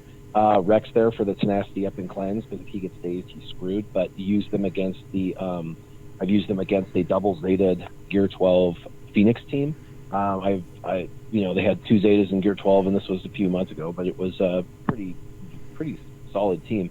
And just the 2 of them took out that entire team. Rex did die, but because of the other 3 characters not being brought in, I still got, I think, 61 points, even with a character loss. So it's he's good against Rebels, obviously. He ramps up pretty quickly against them and does double damage. So that's what I would do with him. As far as clones, I haven't used them on offense. I tried a few times and I failed miserably. And I just, when I first got it, I was like, ooh, this is cool. And I don't think I had them all tweaked right and stuff. So and my clones don't have really phenomenal mods, and I don't really honestly want to rob my mods from other teams to make them better. So I just put what made sense that I had in my inventory. The only one out of the whole team that I actually modded correctly was Shakti, and what I do for her is I made her like 315 speed. Because if she starts going first and she beats out the opponent, then she ramps them up. They start going. They start getting turn meters. Start taking bonus turns. They're getting bonus protection and health back. It's got to get going. It's kind of like the Imperial Troopers. Once they get going, it's a mess. So I just made her stupid fast, and I just stick them on defense. And people that know how to handle her on defense, like when they see my Shakti, they beat her one shot. But most times, I get 2 to 4 defenses from that team. They're kind of like the Geos. If people don't have a specific counter for the Geos, they go in, they hit my Geos, and they get stumped on the Geos. Like they go, 8-0 or 0-8 against the Geos. The thing is with Geos, though, I've turned and converted them to offense and used it because Geos, which I heard earlier, someone said, "Are Geos good?" Blah blah blah. I use them to kill Karth Onassi teams easily for 60 points. I kill crew and first order teams, no joke, easily, because Spy can one-shot crew and Spy can one-shot Kylo Ren, the OG Kylo Ren. So you just need to ramp up Spy and then mollywop, ramp up Spy, mollywop. I mean, it's a very, very fast battle. Takes less than 2 minutes. I can beat Nightsisters at Gear 13 with a Gear 12 Geo team very easily. So, I do have good modding on my Geos. So it's like these guys are can openers. They can open basically anything but the Revan team. And actually, regular Revan, if he's on defense, I can beat, because a lot of times they rob that team and put crappier characters in. And so it's an easy win there. It's just Darth Revan teams I can't beat with the Geos. But, if they could, that would be a huge problem for the game, probably. Yeah, absolutely. Another team that I use Wampa on and have a blast with is the Ewoks. Talk about call and assist and ripping up damage really quick. Those little murder bears with old Wampa. Been having some fun in GAC with that little lineup there. Like, oh, hi, First Order. Meet the murder bears and their giant, monstery, non-cuddly murder bear Wampa. Enjoy. But yeah, lots of things you can put on Wampa. Good information. All right, so Lydia Dasher had to go real quick. Make sure you guys check out her channel. She's graces with her presence. Please check out her stuff on. Even for the skewers and us Darksiders, we gotta support the Jedi content too. So balancing the Force. So we'll go back to you, Grande Pappy Patron, for the next question. Okay. So question for Grande from John Davies. The question is, what is the best lineup for a Darth Revan team? Well, Warrior kind of answered this earlier, right? Darth Revan, Malak, Darkside Basti, and then HK, and then Sith Trooper or Sith Marauder. The Sith Marauder is if you have faster mods, and the Sith Trooper is if you have slower mods. And then if you have even slower mods compared to who all you're with, then you potentially are going to need to even remove HK and put in something like a Hermit Yoda. So it's dependent. The best the quote unquote best team is based on what you already have for mod sets. I've also seen Han Solo. Han Solo does work in there, but the Han Solo does not work most of the time. I tried it. Their tenacity is too high. He does not get the stun, and it's pointless. I would agree. Again, the reason the Han Solo works if someone if someone's running Hermit Yoda, then you can put in the Han Solo to shoot the Hermit Yoda, and then your whole team is faster, and so it works. But it only works on these. Han Solo only works on a team that typically subbed already something in. But most people are running high tenacity. Seeing a lot of high tenacity, high offense Malaks already. So yeah, I agree with Warrior. It's not super great with Han Solo anymore. All right, next question to Warrior. Finn, there's only just start throwing questions, brother. Yeah, we have a few questions left, so we're good. Kane77 question: what is the best way to farm Omegas? I currently have 69 Giggity Zetas, but 5 Omegas. All right. Giggity, and I think that was a good reference to what you had said earlier. Yeah. All right. So I actually have a video on how to get 50 to 80 Omegas every single month. And I just basically lay out how you get them and where they come from. It's nothing, no magic or no secret. But if you want to watch that video, I can kind of lay out where and how you get all of them, because sometimes it's a matter of people actually understanding and realizing that they're actually getting more than they realize. Everyone gets 50 to 80 a month, which is nuts. It really is. But there's no other way to do it. The biggest push that you can do is save 600 crystals and buy 5 of them with the weekly shipments. That's a nice little free ability. Basically, for 600 crystals, you get an ability level up. But that's basically it. Everything you do every day, you get one. Every event that you can get them, you need to be doing those events to get them. They've added them to the mythic levels of most of the assault battles, where you get a couple of them at the last one. And a lot of people are like, well, that assault battle's stupid, it takes forever, and it's just 2 Omegas. Well, if Omegas matter, then you probably should suffer through that 10-minute battle to get them, because it really is, they're free, and 2 is quite a bit. 2 is more than 1. Did you know that? So, anyway. Science! That's science. But anyway, so yeah, I don't know. There's no special magical, mythical thing of getting them. They spoon feed us 50 to 80 a month, whether we know it or not, and coming to that realization and seeing where they're coming from. I think the biggest thing is honestly ebb and flow, right? So this is how I do it. You get Zetas, and they come in at a rate of about 1 a day average. And for the days that because some days there's 1 day a week I don't get one, but every other day I do, because you don't get you get 1,800 in ships if you hit number 1. Some people are getting 1,600 or 1,500, so they're getting a Zeta every other day.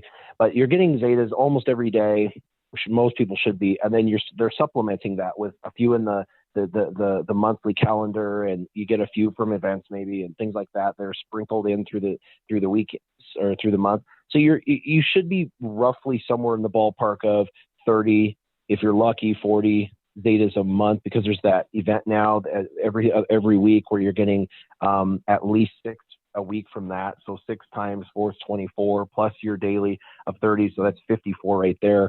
So for some people they're getting 40, for some people they're getting 60. So that's 2 or 3 abilities a month. Your Omegas, the way I do it is I when I am under 10 Zetas, I spend every Omega I get. I save them, spend them, save them, spend them, save them, spend them, save them, spend them, right to whatever characters need those ability upgrades. The moment I hit 10 or 11 Zetas, I stop spending my Omegas. And by the time my Zeta hits 20, I've magically got enough Omegas to be able to do that ability upgrade. I treat the Mark IIIs the same way. I spend Mark IIIs on whatever I want, as much as I want. Once my Zeta count hits the 10, 11-ish mark, I stop doing upgrades on abilities until I get to that. Because you can go to 10 of them in 1 week, and you need 1 week to get the Mark IIIs and the Omegas saved up too.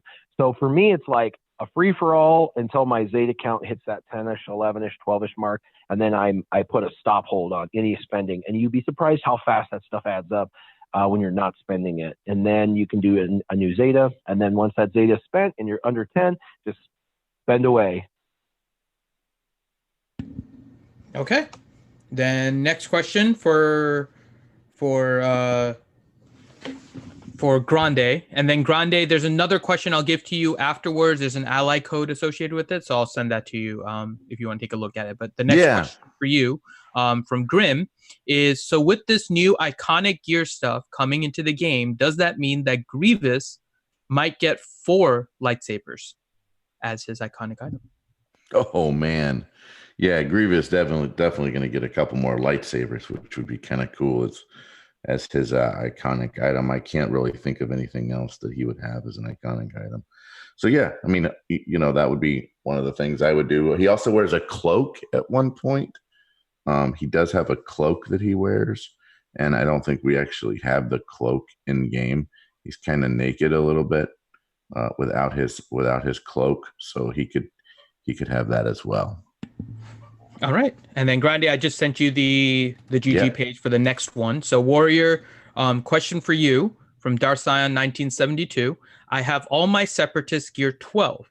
Should I work on gear 13 for Separatist for GOTB? My guild is currently getting 25 stars. Or should I gear clones in Galactic Republic for light side?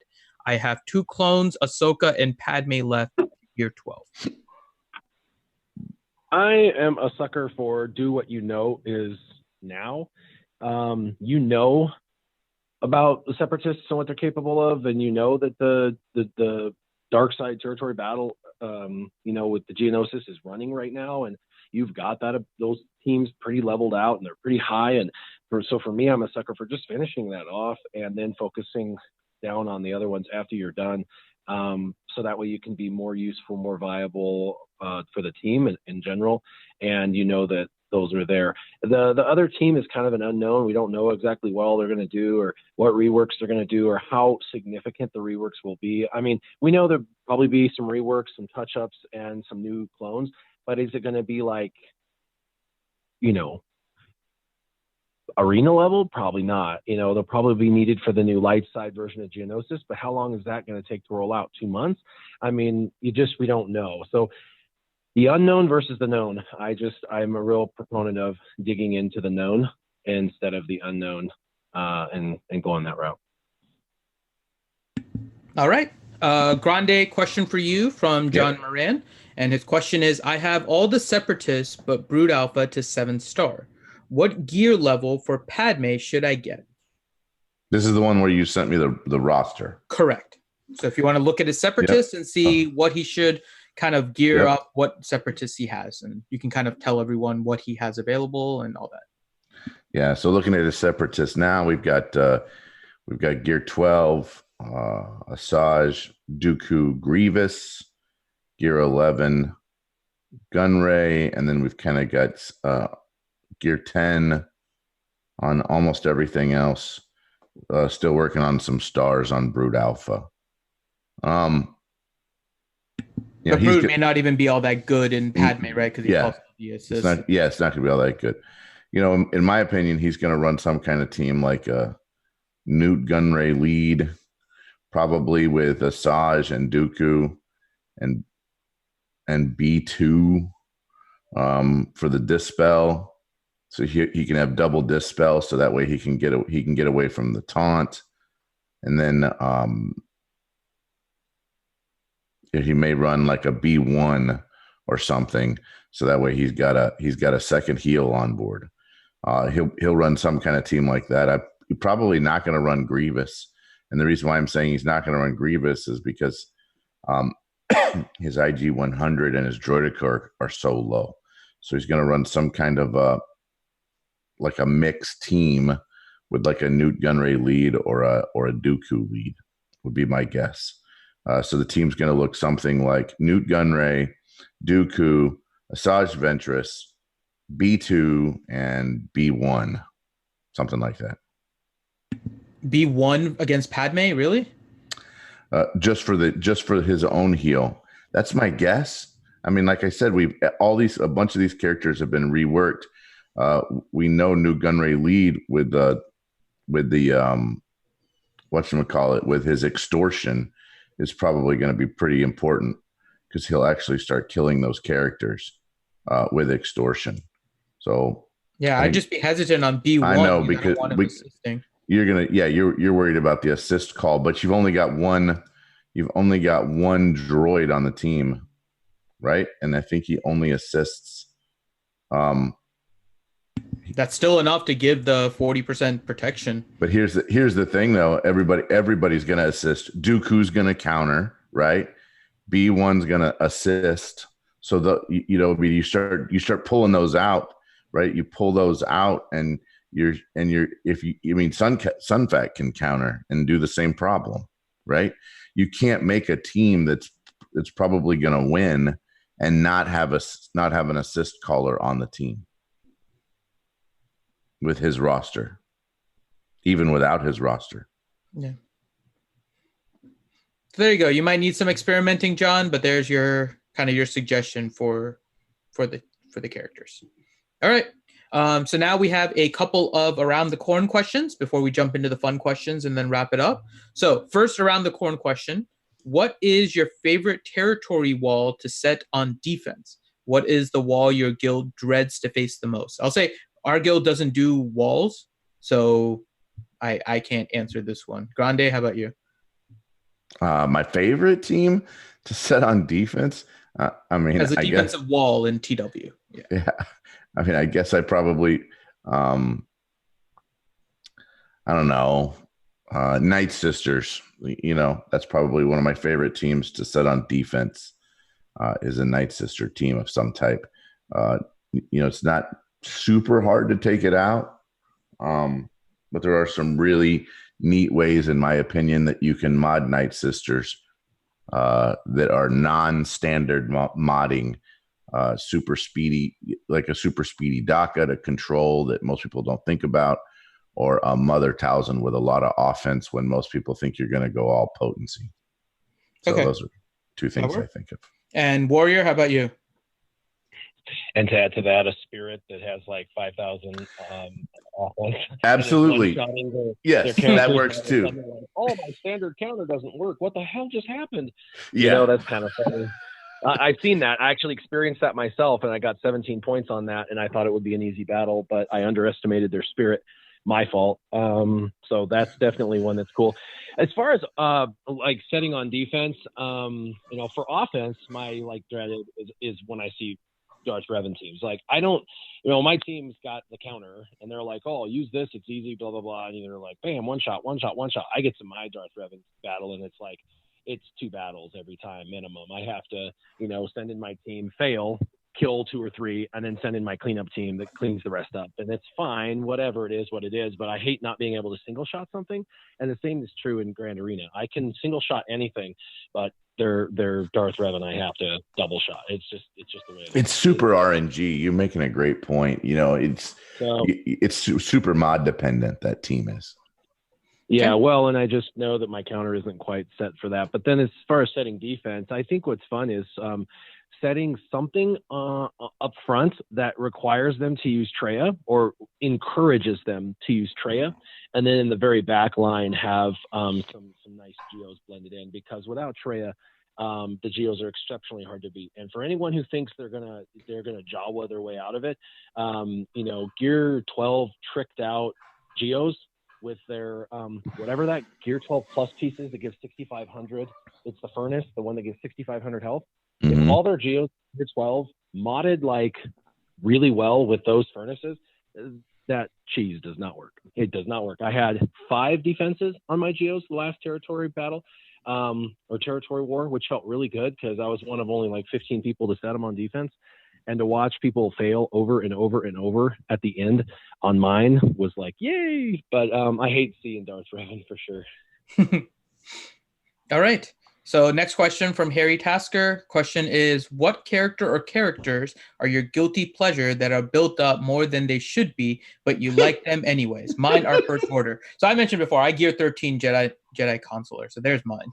Grande? Yours? You G13 Jedi Consular. Yeah, I did. Who? I am Jedi Consular Finn with the Jedi 13 Jedi Consular. I must do it. Wow, that's that's like It's super a day impressive. of shame for RSG. That's super impressive. I was trying to think, okay, I mean, how can you call something a guilty pleasure at this point if it's not at least G11, right, or G12? I think that it's got to be at least that high before you would really say, wow, I can't believe you G12 that. So I don't know. Just kind of looking through it, characters that I took to G12 that I probably shouldn't have, or that I took Tebow to G12. There you go. Tebow was a character that I thought, I think I can make a second team with. Let's take him to G12. And he really hadn't quite panned out yet. No, he hasn't. Warrior, how about you? Guilty pleasure characters? Yeah, so I think that most people that watch my streams know that I've always had an affinity for Geos, and more specifically because of ships, because their Geo ships are phenomenal beginner ships and intermediary ships. And even now, even the people we're facing, like top 5 guilds, are still cheesing out and putting those on defense. So it's like the defense team that's to beat, because it's difficult with Houndstooth and some Geos in there to beat it if you don't have your rebels. So they're still just phenomenal, even at the highest end. So I've always loved Geos, but the Geos have always sucked. And so people have always given me a hard time. Like, you're telling free-to players to put all that energy and effort into Geos, and they're trash characters. So it's dumb. Well, I start my Scissorman account. I follow what I practice, what I preach. I tell them, I'm going for Geos. I'm like killing it in ships, but I have to use these stupid Gear 11 Geos in territory wars and territory battles, and I'm like sucking it. These are like Gear 11 characters not doing so well. Spy was okay, but the rest were like yucks. And I was just frustrated, and all of a sudden, wham, rework and immediately farmable Cantina guy. And I was just like, like he went straight to farmable, and I was just instantaneously overnight, like overpowered. I instantly had an overpowered team, and I just used them. I used them on offense in every territory or every grand arena, and they slaughter everything I see. They slaughter. They are so overpowered for their level. They're like 2 are Gear 10, 3 at Gear 11, no Zetas. Mods are just, what they were for ships. I haven't even looked at their mods yet. And I'm beating everything except for a Revan team. I've beat everything with them, and it's just crazy. But I overnight woke up to having a team that was just trash, but I had an affinity for, to being like, what, look who's laughing now, suckers. All right. So now we have fun questions. Let's rapid fire these. So first question, Paparazzi. Who do you ship in the SWGOH universe besides Finn and Poe? That queer matchup strongly encouraged.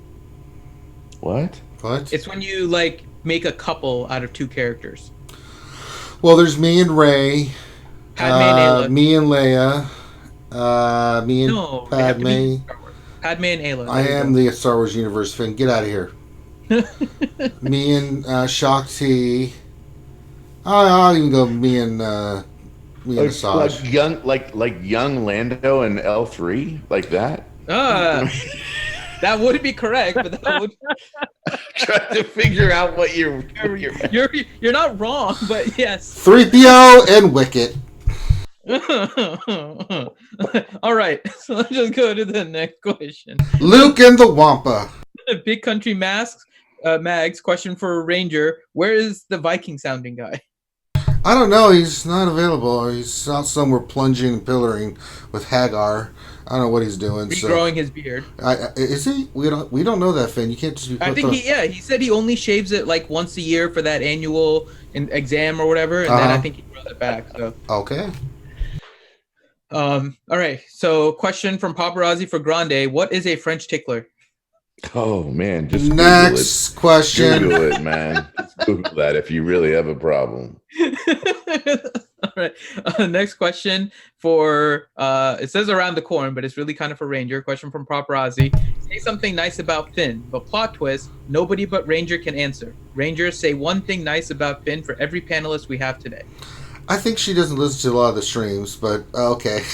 I say nice stuff. I just literally just said the nicest thing. Actually, so what was it? Last Friday, Finn was having a bad day. I made everybody send Finn poor glove. So I did that, and then yesterday I said, during the mini Ross reviews, the last one, the time I did mini Ross reviews, I said some weirdly wonderful things about Finn. Finn has nice hair. There you go. But no, all seriousness aside, I always say, I hope you guys know that this is a gag, right? That me and Finn are like brothers. Yeah. I just cry in a corner, but Ranger left some crayons. Oh, get out of here! Yeah. Well, I did leave the crayons for you, so there you go. Yeah. I didn't have to. All right. Let's see. Next question. Paparazzi for Grande. Where can I see a link of your chicken chaser escapade? I'm dying to watch it someday. Oh man, it was all in voice, and it's like the intro. No, it was on the lunch stream. Yeah. But it's like an intro. It's like we have it on the intro to the Wednesday night. I can't remember which lunch hour it was. It was in March. We had it. I'm not looking for you guys can look for it this time. I looked it was a March lunch hour. I pulled that sucker. I can try and find it, but. And I it's like it was, but it was last year, wasn't it? No, it was like a year and a half ago. March 2018. Yeah, March of 2018 sometime. And we like posted, I took snapshot photos because I was voice only that day. And it was pretty funny. All right. Next question, Tim Bedard, Spaceman Tim. Question, it's my birthday today. Can I get a shout out from Harry Carey? Hi, everybody. Harry Carey here from the Chicago Cubs. You may not know this, but I'm dead. We got a happy birthday for someone living, Spaceman Tim. What a name, Tim Bedard.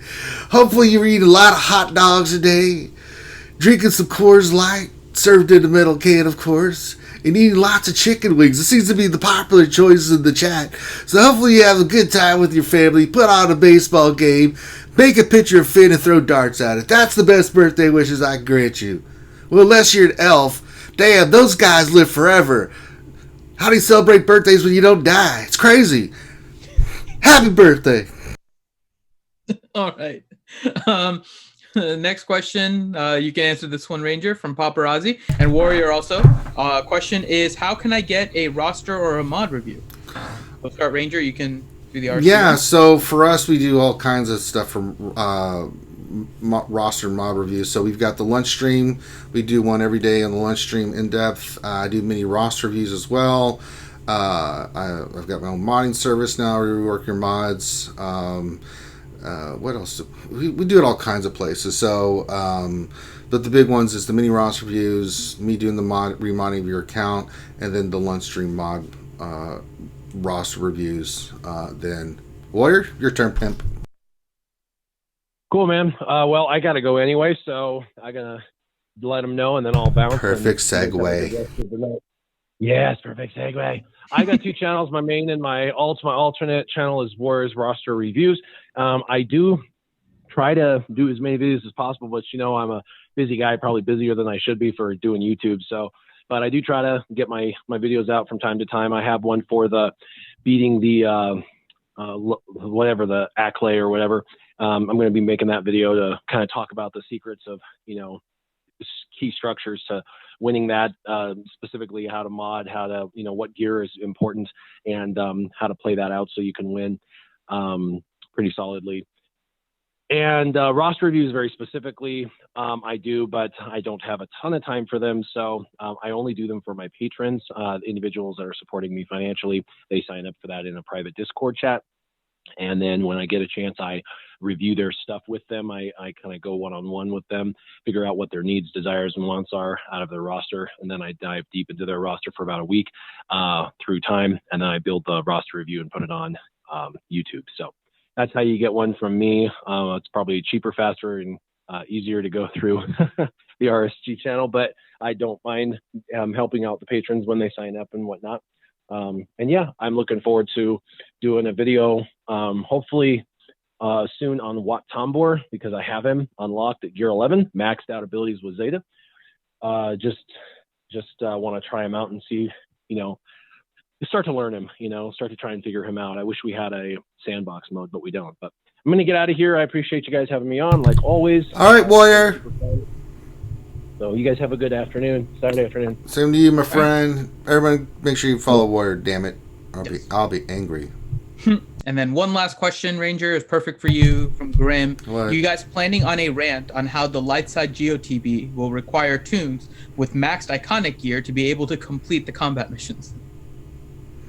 Wait, do we know that they're going to need the max iconic gear to do that? No, but we're kind of seeing it with Dark Side, right? That you're needing Gear 13, which is the newest kind of flavor of the month. So by the time Light Side comes out, it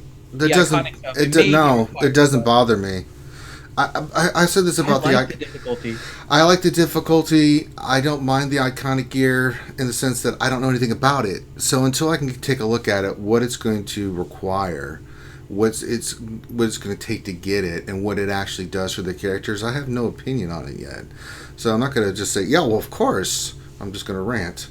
I don't just rant anymore just to rant. I've never done that. I've done it because I was really angry, but nothing that I got to give CG credit. They've done some knucklehead stuff, but nothing that's gone to the level of some of the stuff they've done in the past. I don't know if, we take credit here at RNG, Reality Skewed Gamers, for everything. So I would like to think that my rants made an impact for the game getting better.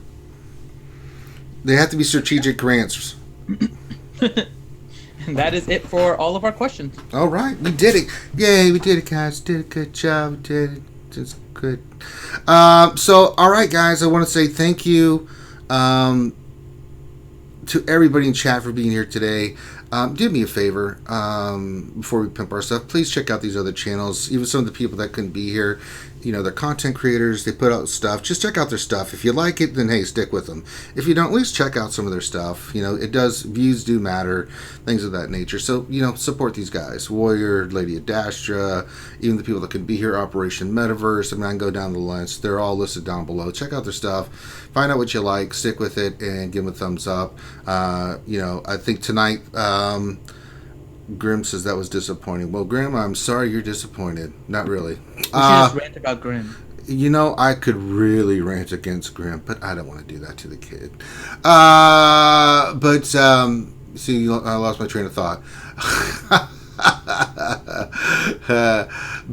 Support those guys. And I know we didn't get to, if we missed any questions today, the good news is you can go to our Discord and you can ask your questions there. We have a wonderful community of people that I am proud to call friends and fans of the show that love the game, that will answer your questions even before we ever get a chance. If you do have questions and you want to ask me directly, I'm always available. Finn's always available. Grunt is always available. We may not respond right away, but we're here for you guys to help you with the game. It can be overwhelming sometimes.